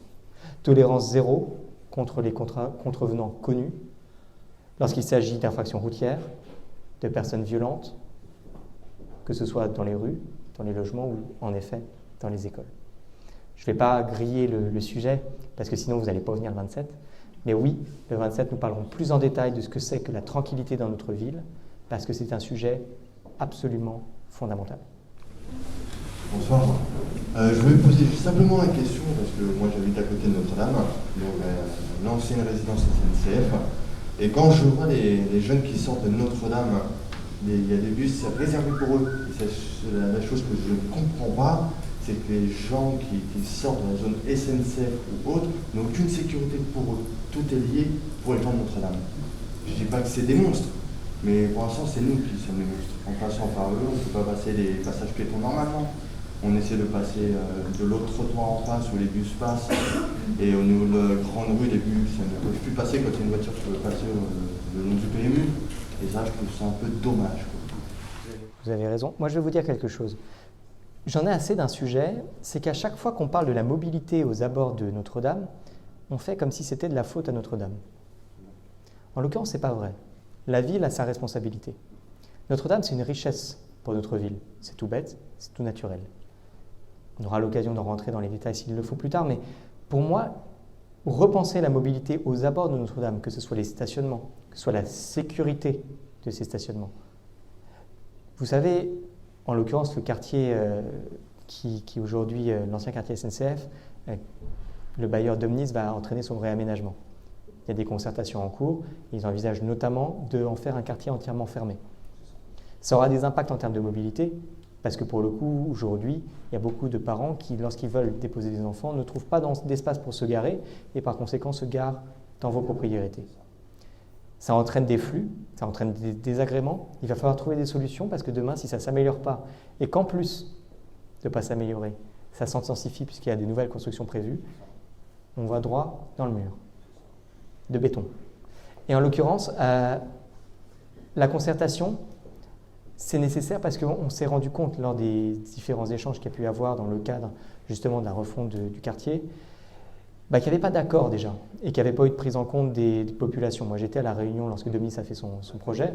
Vous vous souvenez, en l'occurrence, ils ont donné de manière relativement verticale leur choix en disant que les populations seraient consultées pour ce qui est de la clôture, mais finalement, les discussions ont duré quelque chose comme 2-3 minutes montre en main. Voilà, un peu moins. En l'occurrence, c'est des vrais sujets qui ont un impact sur toute la ville. On parle de milliers d'habitants, pas seulement des résidents, mais également des parents, également des enfants. Il y a une vraie concertation à avoir pour envisager le désengorgement de notre centre-ville, des abords de Notre-Dame et, par ailleurs, la sécurisation des abords de l'école. À chaque fois que vous nous avez parlé du social, de l'emploi, de la jeunesse, des aînés, vous vous souvenez, on a eu un atelier dédié sur ces sujets. Vous nous avez remonté énormément de contenu. D'ailleurs, je vais me permettre une nouvelle fois de remercier ceux qui nous ont aidés, parce qu'on parle de centaines de pages qui ont été compilées dans tous les sens, que nous, on a retravaillé en séminaire, qu'on a retravaillé de manière digitale, qu'on a retravaillé, rediscuté des dizaines de fois, afin d'essayer d'élaguer, de structurer, de vous proposer des choses qui rentrent demain dans les budgets de la municipalité. L'idée, c'est de ne pas être hors sol. Mais lorsqu'on parle des sujets sociaux, c'est relativement compliqué. Déjà, il ne faut pas se mettre en danger, parce que tout n'est pas de la compétence de la mairie. Et si on se met à dos le conseil départemental, plus de subventions, plus grand-chose à faire. J'aime bien ceux qui disent qu'ils vont s'opposer directement frontalement à la RD 154, et si le social n'est pas leur priorité, dommage, c'est la nôtre. Ou du moins, c'est une des nôtres. Je ne vais pas vous faire un catalogue, j'ai énormément de choses à vous partager. Mais il y a une idée phare que je voudrais vous proposer. Une idée phare qu'on pourrait appeler la maison des opportunités. C'est quelque chose que vous avez été nombreux à nous partager, mais sous différentes modalités. Aujourd'hui, vous nous avez dit qu'il n'y avait pas de lieu de convivialité pour nos aînés. Nombreux ont été les personnes à nous dire qu'il n'y a pas vraiment d'endroit pour les personnes âgées isolées, pour se retrouver, pour s'amuser, pour jouer, pour papoter. Il y a beaucoup d'entrepreneurs qui nous ont dit il n'y a pas d'espace de coworking quand même à Verneuil. Travailler à Verneuil, c'est pas facile. La sociabilité, c'est pas évident. On a eu aussi beaucoup de start-upers, des jeunes, qui nous disent ouais, nous, on avait des super projets, mais en fait, à Verneuil, c'était pas approprié. Alors, ils sont partis dans les éco-quartiers dédiés pour les entrepreneurs à Carrières-sous-Poissy ou à Carrières-sur-Seine pour Yuka, qui est comme une pépite française qui est née ici, à Verneuil. Un peu dommage. Puis on a eu beaucoup de jeunes qu'on a croisés qui nous ont dit qu'ils s'ennuyaient à Verneuil, qu'il n'y avait pas vraiment d'endroit pour se retrouver, qu'il n'y avait pas vraiment d'endroit pour s'amuser et qu'en dehors des vacances scolaires où il y a des programmes comme Anima Jeune, finalement, c'était pas super cool Verneuil. Puis enfin, on a eu beaucoup de retours qui disaient oui, il y a des choses qui existent pour les personnes âgées, il y a des choses qui existent pour les jeunes, il y a des choses qui existent un peu pour tout le monde, mais finalement, il n'y a pas d'endroit où on se retrouve vraiment, tous ensemble. Alors, bien sûr, il y a des choses qui existent, mais ce sont des moments. La fête de Verneuil, on y reviendra. Les différentes fêtes à Verneuil. On y reviendra dans un instant, mais pour ce qui est de notre première proposition, c'est de créer cette structure, une maison des opportunités, dont les modalités seront largement à rediscuter ensemble. Parce qu'on ne va pas faire quelque chose de manière verticale, on a dit qu'on ne le ferait pas, et du coup, il faudra en discuter. Mais ça ne paraît pas très compliqué d'envisager une structure cofinancée. Moi, j'ai déjà eu l'occasion de travailler sur la structuration d'incubateurs, trouver des acteurs privés qui cherchent à implanter des incubateurs pour valoriser des innovations qui pourraient par ailleurs être en résonance avec notre ville. Green Tech, Silver Tech, EduTech, il y a des choses qu'on pourrait lancer à Verneuil, organiser, rassembler à Verneuil. Et pour le coup, si on faisait un incubateur privé, il pourrait, parce qu'il serait privé, financer une partie de cette maison des opportunités où on pourrait intégrer un espace de coworking pour que nos entrepreneurs puissent travailler à Verneuil. Vous savez qu'une personne qui travaille dans sa ville dépense plus de 140 € par semaine en plus dans sa ville. C'est quand même tout bête. Il suffit d'une table, quelques infrastructures, on a la fibre aujourd'hui, on a Internet, on pourrait peut-être repenser le travail dans notre ville. Et puis on pourrait envisager dans la même maison un espace de détente modulable où les entrepreneurs, les professionnels, les jeunes, les aînés, ceux qui le souhaitent, les passants, pourraient se retrouver autour d'animations, d'expositions, de jeu. Il n'y a pas d'espace où on peut s'arrêter tous les jours, à n'importe quelle heure, pour se retrouver. Un espace sécurisé, un espace sympa. Eh bien, ça ne serait pas très compliqué. Figurez-vous qu'on a retrouvé dans les archives que c'était des propositions qui datent déjà de programmes municipaux depuis des années. Ça fait des années qu'on en parle, ça fait des années que vous le demandez, et pourtant, ce ne sont toujours pas des réalités.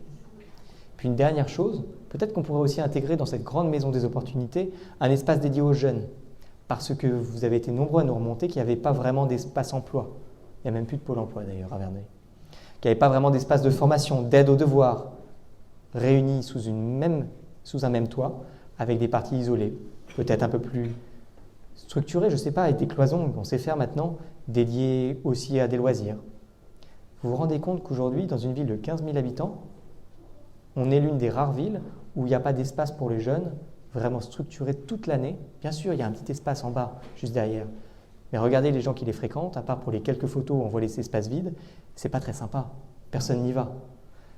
L'e-sport, la réalité virtuelle, ces petites animations digitales, c'est quelque chose qui a été remonté très nombreuses fois, des dizaines de fois, lors des petits questionnaires.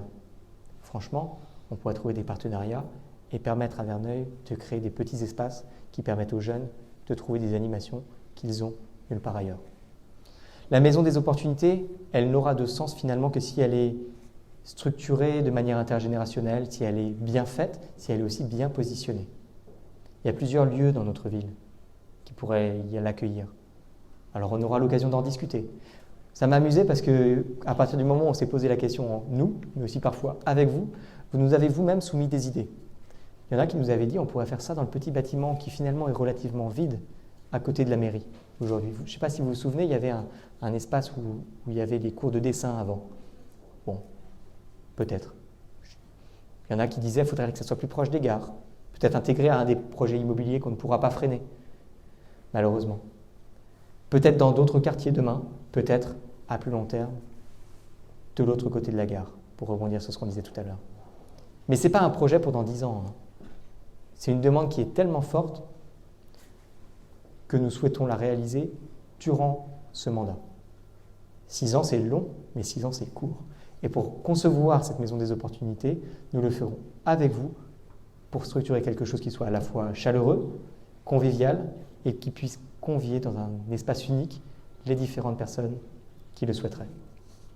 Alors bien sûr, ce n'est pas suffisant et on ne va pas, d'une certaine manière, structurer toute la politique sociale de la ville, bonne nouvelle, uniquement autour de ce lieu. Mais ce lieu un peu emblématique, d'une certaine manière, il cristallise la manière dont nous percevons le revivre ensemble. Parce que vivre ensemble, c'est bien. Faire ensemble, c'est mieux.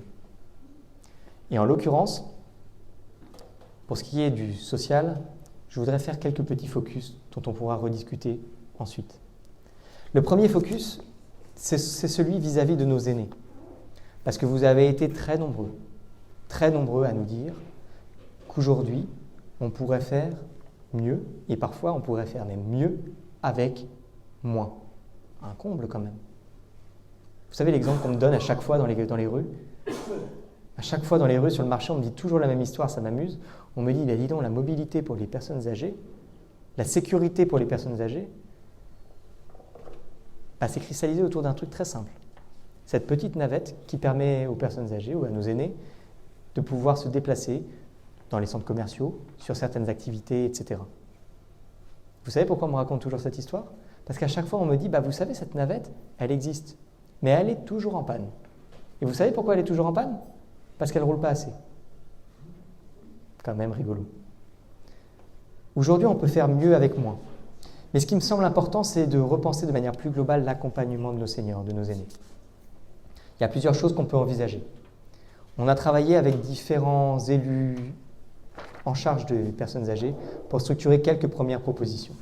Je vais vous en donner quelques-unes. L'idée n'est pas d'être exhaustif, mais juste de vous donner le sens que nous souhaitons donner à ce projet. Aujourd'hui, si vous prenez les chiffres, vous avez 3200 personnes de plus de 60 ans. On parle de 21% de la population. Et on parle seulement d'une résidence d'autonomie d'environ 70 logements, vous la connaissez, la résidence de la Pierre, d'une maison de retraite médicalisée, l'EHPAD Clémenceau, d'environ 70 lits, Et puis bien sûr, d'un réseau très efficace de services centralisés, notamment autour du Centre communal d'action sociale, le CCAS, qui fait un boulot de dingue avec finalement assez peu de moyens. Mais nos aînés, je l'ai déjà un peu dit, souffrent d'isolement et méritent largement mieux. Ils méritent de meilleurs services, des animations en plus grand nombre, une sécurité renforcée, bref, une meilleure qualité de vie. Alors la première chose qu'on fera, quand on voit les chiffres, c'est se dire qu'aujourd'hui, déjà, il y a une capacité insuffisante. Et il nous semble absolument essentiel, au regard du vieillissement de notre population communale, d'envisager la création d'une nouvelle maison de retraite dans un quartier qui est à définir ensemble, encore une fois, autour d'une concertation. Je suis sûr que cette idée fait son bout de chemin depuis longtemps. J'ai même entendu dans la ville certaines personnes dire qu'il faudrait la faire rue des Vignes, qu'il faudrait la faire dans certains quartiers. Moi, ça ne m'intéresse pas de vous dire tout de go sur quel terrain, sur quelle taille, etc. Ce qui m'intéresse, c'est encore de le faire en concertation avec vous. On fera aussi quelque chose de très simple, quelque chose qui a lieu dans différentes villes à côté de Verneuil. On fera labelliser Verneuil, ville amie des aînés. Une labellisation qui permettra d'auditer et de remettre à niveau la totalité des services publics de notre commune afin que ceux-ci soient mieux pris en compte. On développera par ailleurs un service de conciergerie municipale pour que les aînés puissent, sur demande, être accompagnés sur des petits travaux, des travaux de bricolage, des accompagnements, que ce soit chez le médecin ou pour faire des courses, des choses un peu redessinées, relativement simples, qui existent dans des villes à côté, qui finalement pourraient être faites par des élus, si on veut diminuer les coûts, qui pourraient être faits par des personnes bénévoles. Parce que si vous saviez le nombre de personnes qui nous ont proposé, lorsqu'on faisait le porte-à-porte, de mettre la main à la pâte, vous seriez surpris. Et bon, il n'y a pas que ça. Je l'ai dit tout à l'heure sur les transports, il faudra améliorer le transport sur demande, il faudra aussi, d'une certaine manière, transporter nos aînés, pas seulement de manière physique, mais aussi en esprit. Proposer de nouvelles activités, notamment à la résidence de la Pierre. Si vous regardez les programmes, à part au moment des élections, où vous avez soudainement des thés dansants qui apparaissent, franchement, c'est pas fun. Hein. Puis nos aînés, ils ont le droit de s'amuser quand même. Pourquoi à chaque fois on a ce sentiment que dès qu'on dit dynamisme, on pense seulement aux jeunes, alors que nos aînés, eux-mêmes le disent, parfois s'ennuient? Pourquoi ils n'auraient pas le droit de s'amuser? J'avais noté quelques petits mots qu'on nous avait donnés. Plusieurs fois, que ce soit sur le marché, que ce soit en porte-à-porte, on nous disait pourquoi il n'y a pas de balles dansant, des chanteurs, des goûters, de la gym, des petites choses qui pourraient nous amuser, qui permettraient par ailleurs d'inclure aussi, au-delà des gens en résidence, les personnes isolées. C'est des choses qui ne sont pas très compliquées, qui pourraient faire l'objet d'une petite contribution, parce que la plupart des personnes qu'on a rencontrées se disaient prêtes à le faire. Ça permettrait de financer, c'est des choses qui existent dans des municipalités à côté, et qui finalement sont à l'équilibre, et par conséquent pourraient être mises en place. Il y a d'autres choses qu'on pourrait faire. Créer des accueils de jour. Ah ouais. On pense souvent, lorsqu'on parle de nos aînés, uniquement à nos aînés, mais on oublie aussi souvent les aidants familiaux. Il ne faut pas les oublier parce qu'ils sont plus nombreux qu'on l'imagine dans notre ville. Et créer un accueil de jour pour recevoir une journée par semaine des personnes en perte d'autonomie, notamment cognitive, et apporter donc un temps de répit aux aidants, ce n'est pas quelque chose de sorcier, c'est quelque chose qu'on pourrait d'ailleurs certainement intégrer à certains des services municipaux, soit existants, soit à construire, mais ce sont des choses assez naturelles que nous pourrions créer. L'objectif, et d'une certaine manière la limite, c'est qu'ils ne pèsent pas en plus, parce que nos fonctionnaires sont déjà débordés, mais qu'on structure quelque chose de manière intelligente afin de soulager par ailleurs les fonctionnaires qui sont déjà débordés, parfois de missions inutiles, pour améliorer la qualité de vie de nos aînés. Puis il y a d'autres choses. Lutter contre la fracture numérique. Il n'y a rien quasiment à Verneuil. Il n'y a pas d'atelier numérique pour les seniors. Je me permets de le mentionner parce qu'en fait, de très nombreuses fois, on est venu nous dire que nos aînés venaient à Vernouillet, au Mureau, à Poissy, et qu'en fait, ça les ennuyait, ferme. Ils auraient voulu le faire dans une salle ici. Pourquoi pas même ici même? Avec des ordinateurs de récup ou des ordinateurs de différents habitants, pourquoi pas? Pour des petites formations. Et puis, on pourrait mettre en place différents autres dispositifs. Je ne vais pas vous faire une liste exhaustive.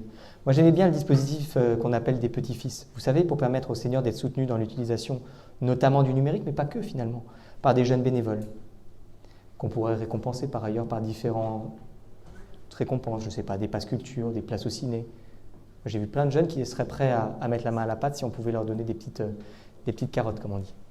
Puis il y a d'autres sujets. Développer un programme municipal pour faciliter les colocations intergénérationnelles, c'est une demande des personnes âgées isolées que nous avons rencontrées, mais c'est aussi une demande des jeunes qui, lorsqu'ils viennent à Notre-Dame en BTS ou au lycée, nous disent eux-mêmes qu'ils ne trouvent pas de colocation simple. Et puis on pourrait développer les passerelles intergénérationnelles avec par ailleurs la création de spectacles et des échanges de connaissances entre les élèves de nos écoles et les seniors. Ça semble aller de soi, mais c'est d'ailleurs une des expériences que j'ai tirées en visitant il y a quelques semaines la résidence Clémenceau. 2 choses m'ont frappé. La première, c'est que moi, quand j'étais à Jaurès, il y a quelques années, on faisait des spectacles dans les maisons de retraite. Des spectacles qui aujourd'hui n'ont plus lieu. Les remettre au goût du jour, ça semble pas bien sorcier, ça marchait. Pourquoi ça a été arrêté? Pour des bonnes raisons. Pourquoi ça n'a pas été remis? Parce que c'était plus facile de ne pas les remettre que de les remettre. Et puis, la deuxième chose, c'est qu'on me demande toujours comment faire mieux sans impacter les coûts. Parce que c'est vrai, on va y venir, les finances, c'est important. C'est un sujet d'ailleurs qu'on abordera de manière exhaustive la semaine prochaine lors d'un atelier dédié sur l'attractivité et le financement de notre commune. Parce que quand vous allez à la résidence Clémenceau, vous savez, les personnes âgées, elles demandent une chose très simple. Elles disent, on aimerait aller aux petits jardins familiaux à côté. C'est juste à côté. On parle de même pas quelques dizaines de mètres. Et vous savez comment ça se passe pour aller de la résidence Clémenceau au jardin? Eh bien, il faut sortir de la résidence, prendre une voiture, faire le tour en voiture. On a besoin de 2-3 familles qui sont là pour avoir les voitures, parce qu'en fait, ils ont oublié de créer une porte et un petit chemin balisé pour faire la dizaine de mètres qui séparent par l'intérieur la résidence Clémenceau du jardin familial. Quelques heures de travail et ça sera fait, une petite porte. C'est pas la mer à boire. Ça évitera d'avoir des voitures entières, de la pollution inutile, du temps d'aidant par ailleurs supplémentaire. Parfois, on peut faire mieux avec moins. Juste un éclairage, je rebondis un petit peu sur cette maison d'opportunité. Moi, ça me fait rêver ce truc-là. Franchement, c'est pas parce que je vais vieillir et puis il y a des jeunes qui vont m'accompagner et plutôt animer des activités. Moi, je veux bien qu'un jeune, par exemple, avec une mamie qui est en train de faire des animations, soit sur ordinateur, soit pourquoi pas un plat cuisiné avec la mamie. Moi, ça me fait rêver cette histoire d'un espace d'accueil intergénérationnel. Moi, je trouve ça que c'est très très intéressant.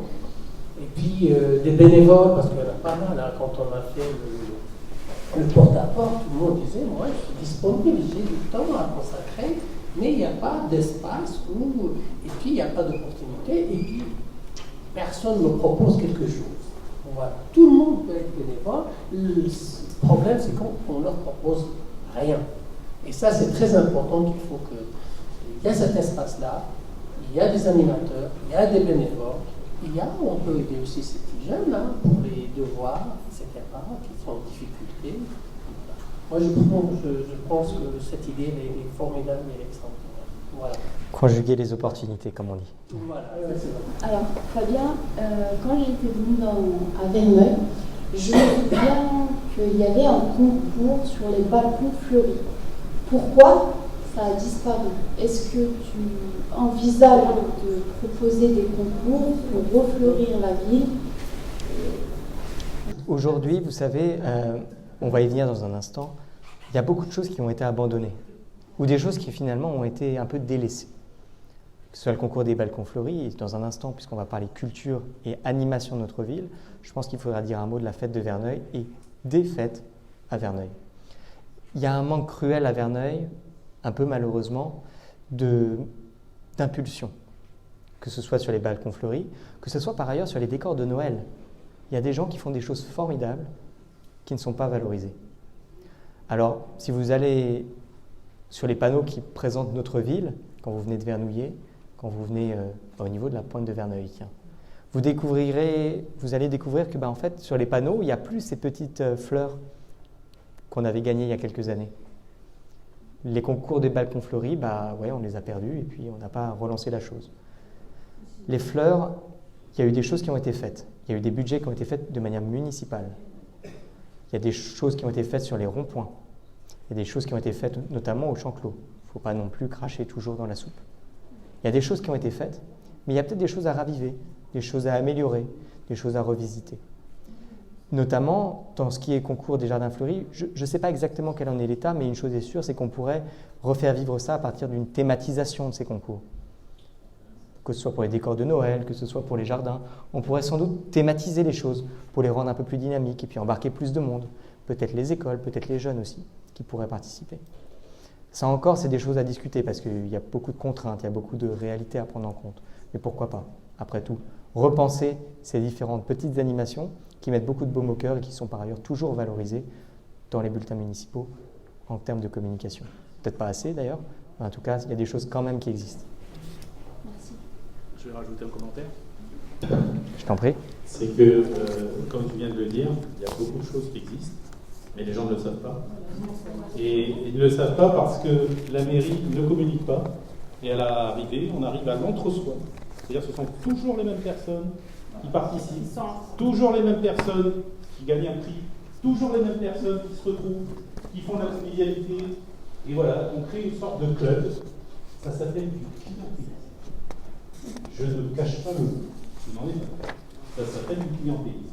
Et ce que nous voulons avec Fabien, pardon. Et quand tu seras maire, tout le monde connaîtra ton prénom par cœur.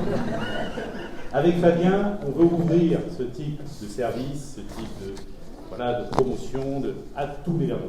C'est ça qui est essentiel, et donc communiquer autour de ce genre de manifestation. Vous savez, vous avez peut-être vu, il y a quelques jours, on a eu des champions, notamment de natation à Verneuil. La valorisation, elle s'est faite exclusivement pour l'instant sur le compte de l'association du club de natation. On a eu des super opportunités à Janzay. On a eu des super prix gagnés par nos clubs de sport. La valorisation, elle est quasiment nulle. C'est des choses très simples, pourtant, tenir un compte Twitter, tenir une page Facebook, tenir des réseaux sociaux, tenir un journal propre de ce nom. Moi, il me semble que même, il avait été question à une époque d'une web télé à Verneuil. Absolument.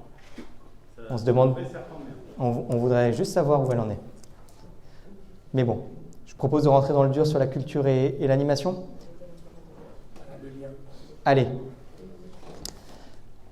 Vous avez été très nombreux, à chaque fois qu'on a parlé de culture, d'animation, de nous renvoyer la balle en disant une seule chose, c'est que dans cette ville, on s'ennuie. Les jeunes nous disaient qu'ils s'ennuyaient, les aînés nous disaient qu'ils s'ennuyaient, les professionnels, en fait, ils disaient qu'ils ne vivaient pas la ville parce que, mobilité pendulaire aidant, ils habitaient la ville, ils dormaient dans la ville. Mais finalement, il n'y avait pas une vie ensemble, il y avait une vie à côté. Pourtant, on a des programmes culturels qui existent et qui, sur certains aspects, sont plutôt riches. Il manque évidemment de valorisation. Je ne vais pas rentrer dans le dur sur la communication, je pense que j'en ai déjà trop parlé, mais il y a des petites choses quand même sur lesquelles j'aimerais revenir.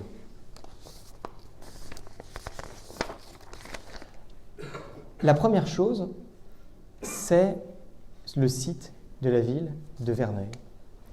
Pourquoi je voudrais en reparler un instant? C'est parce qu'en fait, je me suis rendu compte en le regardant, je ne sais pas si vous avez joué le jeu, que c'est un site qui date, j'allais dire de l'ère préhistorique, je ne suis pas loin, qui n'a jamais été revu depuis des années. Alors vous allez me dire, c'est pas très grave, un site internet, c'est pas essentiel dans la vie d'une ville. Ouais, mais en fait, vous savez à quoi ça sert aujourd'hui le site d'une ville, en principe? Le site d'une ville, en principe, ça permet de faire des choses comme des consultations digitales. Ça permet aussi d'être doublé avec des applications. Pourquoi on n'envisage pas d'avoir une application de ville comme on l'a en fait dans toutes les villes voisines, un peu digne de ce nom? Ça coûte peanuts, pour le coup. Ça vous permettrait d'avoir dans la poche le programme culturel, les programmes sportifs, les agendas de disponibilité des salles, les différents agendas plus globalement de ce qui se passe dans la ville. Quand il y a des professionnels qui passent, quand il y a des commerçants qui ont des soldes, qui ont des différents moments, comme on dit. On pourrait aussi d'ailleurs, comme je l'ai dit tout à l'heure, y retransmettre en live différents moments, pas que les conseils municipaux. Pourquoi on n'a pas des valorisations de ce qui se passe dans les assos, dans les clubs, dans les expositions, dans les commémorations? Je ne sais pas s'il y en a parmi vous qui ont été dans les commémorations à Verneuil. C'est quand même triste de se rendre compte que l'espace est tellement contraint que finalement, ce sont que les élus qui y vont, plus par obligation que par plaisir et intérêt. Ce sont parfois des jeunes qui y vont, c'est une bonne chose, mais finalement, il y a un manque d'attractivité, je ne sais pas comment dire, de valorisation, d'intérêt. Tout ça c'est juste qu'il n'y a pas de vitrine, c'est qu'il n'y a pas de lieu. Alors je parlais de lieu digital, site internet, et c'est essentiel. On peut parler aussi des lieux physiques. Vous savez, il y a quand même quelques temps, on nous avait dit que, et c'est quand même assez amusant, on nous avait dit qu'on aurait un nouvel espace pour les anciens combattants notamment, en vue de faire les commémorations. Vous vous souvenez d'où c'était? Je vais vous faire rire. Pas dans le dernier programme municipal du maire actuel, c'était marqué que le monument aux morts serait déplacé pour une meilleure valorisation. Il serait déplacé dans le parc Saint-Martin, en l'occurrence. Ouais, si au lieu de le bétonner, on pouvait l'utiliser pour d'autres choses et qu'on pouvait valoriser la vie collective, ça serait peut-être plus intelligent.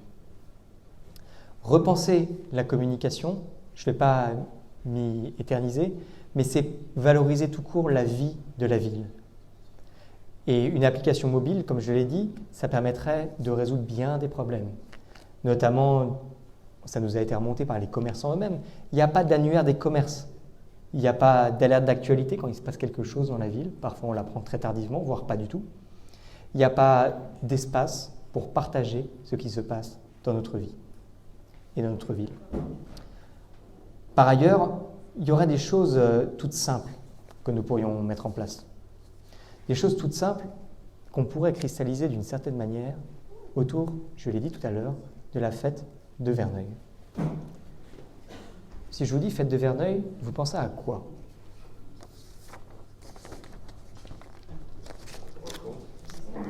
Brocante. Vide-grenier. Voilà. En gros, une fête sans la fête. Animation pour enfants excentrés derrière la mairie. La plupart du temps ne sont pas possibles d'accès. C'est bien répartatif. En gros, la fête de Verneuil, elle cristallise d'une certaine manière la totalité des tensions sur l'animation. C'est qu'on s'ennuie dans ce moment. Et finalement, en plus, il l'a lu qu'une seule fois par an. Redonner à la fête de Verneuil son lustre d'antan pour qu'elle arrête d'être simplement une brocante. On ne dit pas non aux brocantes. On veut bien des brocantes. Mais vous savez, à Verneuil, il y a d'autres brocantes qu'on ne valorise pas du tout, où les gens ne sont même pas au courant. Vous avez des brocantes à côté dans l'avenue des Cottages, en général à l'automne. Vous avez des brocantes qui ont lieu à Béjart, de temps en temps dans l'année, mais des brocantes qualitatives. La fête de Verneuil, je pense que le terme en effet de vide poubelle ressemble beaucoup plus à une réalité. Refaire de la fête de Verneuil à un moment vraiment festif, réanimer la fête de Verneuil en ressortant les manèges, refaire venir à Verneuil de manière sécurisée, bien sûr, mais réenchanter la ville, c'est quand même une demande extraordinairement forte que nous mettrons en place. Créer d'autres moments de cohésion. Il y en a d'autres. Le week-end dernier, il y avait le Nouvel An chinois. Mais bon, le Nouvel An chinois, malheureusement, c'est encore une fois le même quartier. Et puis, c'est un peu light par rapport au possible, en l'occurrence. C'est une chose extraordinaire, très bien organisée, mais on pourrait donner d'autres moyens si la municipalité donnait vraiment, en l'occurrence, des moyens. Créer d'autres moments de cohésion et réanimer nos quartiers en favorisant les petites fêtes de quartier. Vous savez, il y a plein de quartiers qui font leurs fêtes sans demander rien à personne. C'est plutôt une bonne nouvelle, une bonne chose. Ben, on pourrait peut-être les valoriser. Parce que ces moments de partage, il ne faut pas les sous-estimer. Puis il y a d'autres choses qu'on pourrait quand même faire. Vous savez, on a quand même des beaux gymnases, on a des belles infrastructures dans notre ville. Vous savez, à Pons, quand moi j'étais au collège, il y avait eu un grand concert. Ça vous dit quelque chose? Vous vous souvenez quand il y avait Kyo, le groupe qui s'était formé à Notre-Dame, qui avait fait un grand concert? Ils l'ont fait une fois. Ben, ça montre en tout cas qu'on peut le faire. Et si on peut le faire, il y a peut-être tout un programme culturel à réinventer. Mais pas un programme culturel vertical, encore une fois. Je pense qu'il y a une offre culturelle cohérente, articulée, programmée, autour d'ailleurs peut-être de thèmes fédérateurs.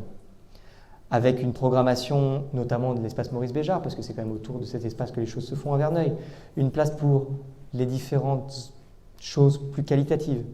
En journée, on pourrait imaginer des programmations d'arrêt d'essai, des choses plus exigeantes, mais aussi prolongées, bien sûr. La venue de stars, puisque vous avez été nombreux à nous dire que c'était des choses qui, pour le coup, vous intéressaient, mais que malheureusement, vous étiez prévenus toujours au dernier moment et que vous n'aviez jamais de place. Il y a peut-être des choses à repenser dans des nouveaux espaces. C'est un peu plus de 300 places Maurice Béjart. On pourrait mettre plus de 600 personnes, comme vous le savez, par exemple à Pons, lorsque beaucoup de monde en fait la demande. On pourrait par ailleurs faire de la culture et des animations un vecteur de rencontre et d'échange. Parce qu'en fait, vous avez été aussi nombreux à nous dire, bah ouais, on va au spectacle, mais on va en fait au spectacle un peu comme à Paris. Sauf qu'à Paris, quand je sors du spectacle, eh ben, je me retrouve. Je vais au restaurant, je vais boire un verre. Ici, tout est fermé. Alors, articuler le programme culturel avec les commerces et les embarquer, entre guillemets, dans ce programme, autour de moments forts peut-être thématiques, ce sont des choses qui, d'une certaine manière, sont demandées et par les habitants, mais aussi, évidemment, par les commerçants. Et puis, il y a des moments forts à réinventer. Je parlais tout à l'heure de la piétonisation de notre ville.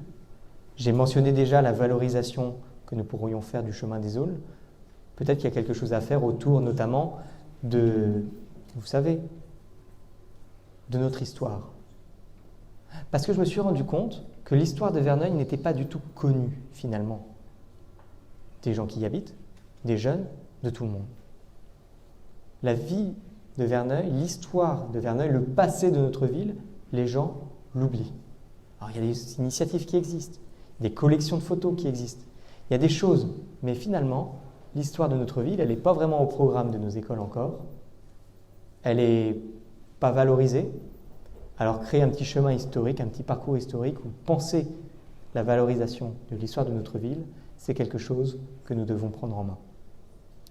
Et puis, quand je parle d'offres culturelles, je pense que je l'ai mentionné tout à l'heure, il y a l'offre digitale culturelle. On pourrait d'un seul clic accéder à une collection municipale. C'est pourtant pas très compliqué et il y a des choses qui existent, pour le coup, quasiment gratuitement. Dernière chose, j'ai eu l'occasion récemment d'en parler avec le maire de Vernouillet et les différents candidats à Triel. C'est une idée forte qui commence à faire son chemin. C'est cette idée de faire évoluer le forum des associations. Une mutualisation, c'est une demande des associations qui en ont marre en fait de se faire en gros 3 forums en 3 semaines, durant lesquels finalement ils ne peuvent servir que les habitants de la première ville, parce qu'une fois que tout est rempli, ils arrivent dans la deuxième ville, c'est trop tard, ça arrive dans la troisième ville, ils n'ont plus grand chose à dire. Alors mutualiser ce forum des associations, c'est très clair, ce n'est pas une idée nouvelle, mais par contre c'est une idée qui a beau avoir fait son chemin, elle n'a toujours pas abouti. Nous, notre idée qu'on a eue avec, en l'occurrence, nos différents amis des villes à côté, c'est de l'imaginer de manière mutualisée à la base de loisirs, puisque vous avez déjà une offre de parking, comme ça on arrêtera d'avoir des problèmes pour se garer lorsqu'on va au forum de Triel, lorsqu'on va à l'Amandier à Vernouillet, et pour le coup ça va mieux à Verneuil lorsqu'il s'agit de Pons. Mais si on le fait de manière mutualisée, on divisera par 3 les coûts, et donc on pourra faire 3 fois mieux.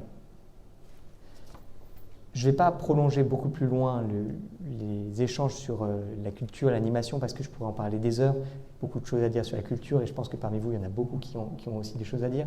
Est-ce qu'il y a des questions peut-être, des remarques sur lesquelles on pourra rebondir avant d'avancer ? Je pense que je vais poser la question qui a fâché pas mal de monde. Et de l'artifice du 14 juillet. Pour le coup, vous savez pourquoi il a été arrêté. C'était pour des questions de coût, pour des questions de sécurité liées à ces questions de coût, et plus globalement aussi parce que finalement le dynamisme de notre ville n'était pas au cœur des préoccupations des habitants. Vous dire du tac au tac, oui ou non, ça serait vous mentir. Vous savez pourquoi ?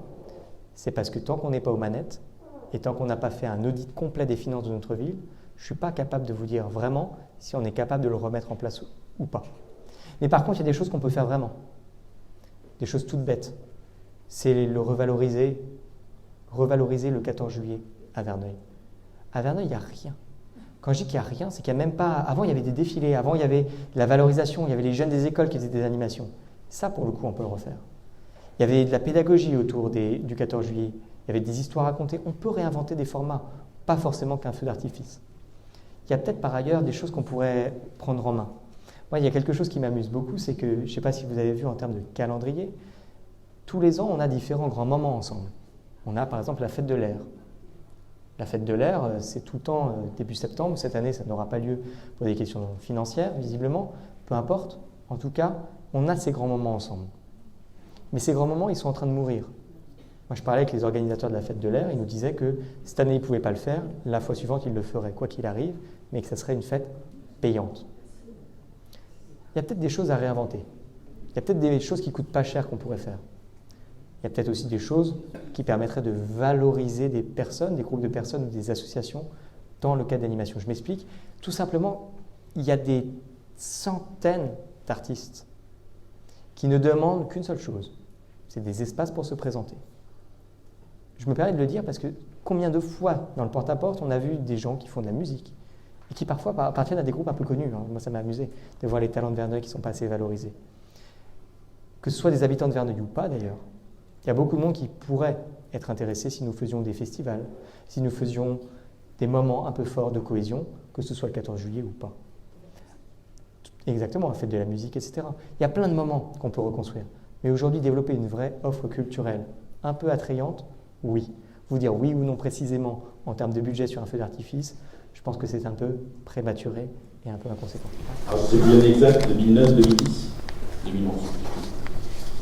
il y a eu un projet de feu d'artifice. Tu étais jeune, hein, très jeune, oui. Sur des mâts. Les feux devaient être tirés de bateaux qui étaient sur la base, sur les étangs. La nuit. Et puis les barres ont coulé. Et les pétards étaient mouillés. Rien n'est parti. C'était un échec assez coûteux pour la ville. Parce que, bon, voilà. Le maire adjoint à la communication de l'époque, je ne le nommerai pas. Je crois qu'il a plus trop eu envie de faire des feux d'artifice. En intercommunalité, la possibilité de se mettre à plusieurs. Regardez Pontoise Saint-Paul-Aumône. Bien sûr. Si vous prenez Pontoise Saint-Paul-Aumône, qui arrive quand même deuxième, avec des restrictions, souvent des restrictions budgétaires qui sont énormes, c'est qu'il y a moyen, quelque part, de trouver quelque chose. Mais j'ai envie de vous dire, moi je ne suis pas fermé à réinventer la fête. Maintenant, je n'ai pas envie de vous répondre du tac au tac parce que j'aimerais juste qu'on ait une vraie discussion sur le sujet. Je vous donne un exemple. Vous avez vu récemment, vous avez en Asie des pratiques nouvelles qui sont en train d'être développées. C'est les feux d'artifice sans feu d'artifice du tout, à l'aide de drones lumineux. Ça paraît de la science-fiction, mais c'est une réalité. Pourquoi je me permets d'en parler? C'est parce qu'en fait, à Verneuil, on est probablement l'une des seules villes d'Île-de-France, pour ne pas dire la seule ville, je ne veux pas dire de bêtises, à avoir une grosse école de drones. Il y a peut-être des choses à réinventer. Alors, vous dire exactement comment le faire, je ne sais pas. Vous dire que les expériences passées ont montré que les élus qui avaient les choses en main se sont retrouvés le bec dans l'eau, c'est le moins qu'on puisse dire. C'est un fait. Réinventer la fête, oui. Refaire la fête, oui. Redynamiser la fête, oui. Après, les modalités, ça sera au gré des finances et je ne vais pas commencer à m'avancer puisque ce serait imprudent. Oui, quand on a fait la grande marche, porte à porte, les gens disent que les quartiers à Verneuil ne sont pas connectés. Tout le monde parle de connecter comme si on est par Internet, etc. Par contre, il faut les décloisonner. Exactement, parce que les gens, prenons quelqu'un qui habite le Haut-Verneuil, je ne pense pas qu'il connaît le quartier des SNCF. Je ne pense pas. Parce que quand on a fait le tour, moi-même, à un certain moment, il est vraiment à Verneuil ou pas? Et c'est très important. Et les faits d'ailleurs, ce que disait Fabien, ça va fédérer, à mon avis, les quartiers et les citoyens verneuiliens et verneuiliennes. C'est pour cela que, pourquoi pas, des fêtes de quartier, et surtout le mois de juillet-août, c'est la mort ici. J'ai un exemple, moi. Je vais à Barcelone de temps en temps, avant c'était tous les ans, maintenant c'est tous les 2 ans, et dans le nord de Barcelone, dans les petits villages, alors chaque semaine, il y a une fête qui dure 3 jours, de village à l'autre. Vous savez que c'est très très très animé, les gens passent des vacances extraordinaires, sans bouger de chez eux, juste à côté. Parce que s'ils n'ont pas les moyens, ils passent de très très bons vacances. Moi je pense que les fêtes, c'est des éléments fédérateurs, et donner du sens aussi aux citoyens. Vous savez, je pense que faire de Verneuil une fête, c'est pas très compliqué parce qu'on a d'une certaine manière une chose essentielle qui est l'envie. Les gens nous le disent tout le temps, ils ont envie de s'amuser. Et créer des moments festifs, c'est pas très compliqué quand on a envie de s'amuser. Sauf que malheureusement, il y a un manque d'organisation, il y a un manque d'envie de la municipalité en place qui préfère d'une certaine manière faire des petits événements dans un entre-soi qui n'est pas celui que vous voulez. Alors, tout simplement, nous, ce qu'on veut vous dire, c'est que redynamiser la ville, ça passera par réinventer la fête. Il y a des choses à faire. À chaque fois, on me pose la question, la fête de Verneuil, c'est quoi? Et à chaque fois, la réponse que j'entends, vous l'avez vu tout à l'heure, c'est brocante, vide-poubelle, vide-grenier. Pourquoi on n'a pas une vraie fête, comme il y a à Triel avec la fête du flan, qui change un peu malheureusement? Est-ce qu'on n'aurait pas nous aussi intérêt à thématiser, à valoriser notre histoire? Je ne dis pas qu'il faut faire des grandes fêtes très coûteuses qui plomberaient les finances de la ville. Il y a eu des précédents à Verneuil. Vous vous souvenez du chemin des Aulnes qui avait été mal géré financièrement. Bon, il y a des choses qu'on peut quand même faire. Et puis il y a des privés qui pourraient aussi valoriser notre patrimoine. La base de loisirs, ce n'est pas Verneuil, mais le syndicat qui le gère, où nous avons quand même un mot à dire, pourrait aussi mettre à disposition les infrastructures pour des moments de convivialité. Aujourd'hui, quand on habite à Verneuil, quand on veut faire une fête, il n'y a pas d'espace. Et c'est peut-être sur ça que je terminerai ce sujet-là, dans les priorités aussi, que ce soit inclus dans la maison des opportunités ou pas, il est essentiel de créer une salle des fêtes dans notre ville, une vraie salle des fêtes, parce qu'il n'y a juste pas d'espace physique pour se retrouver, à part en fait cette salle-là, qui, comme vous le constatez ce soir, est un peu petite. On va pas revenir sur toutes les possibilités parce qu'il y en aurait des centaines. Mais en effet, au niveau des briques rouges, travailler avec les bailleurs pour leur proposer de créer des moments de convivialité, ça sera un peu compliqué. Ça serait souhaitable. Mais peut-être que par contre, on pourrait travailler avec les voisins pour redynamiser les fêtes des voisins, etc.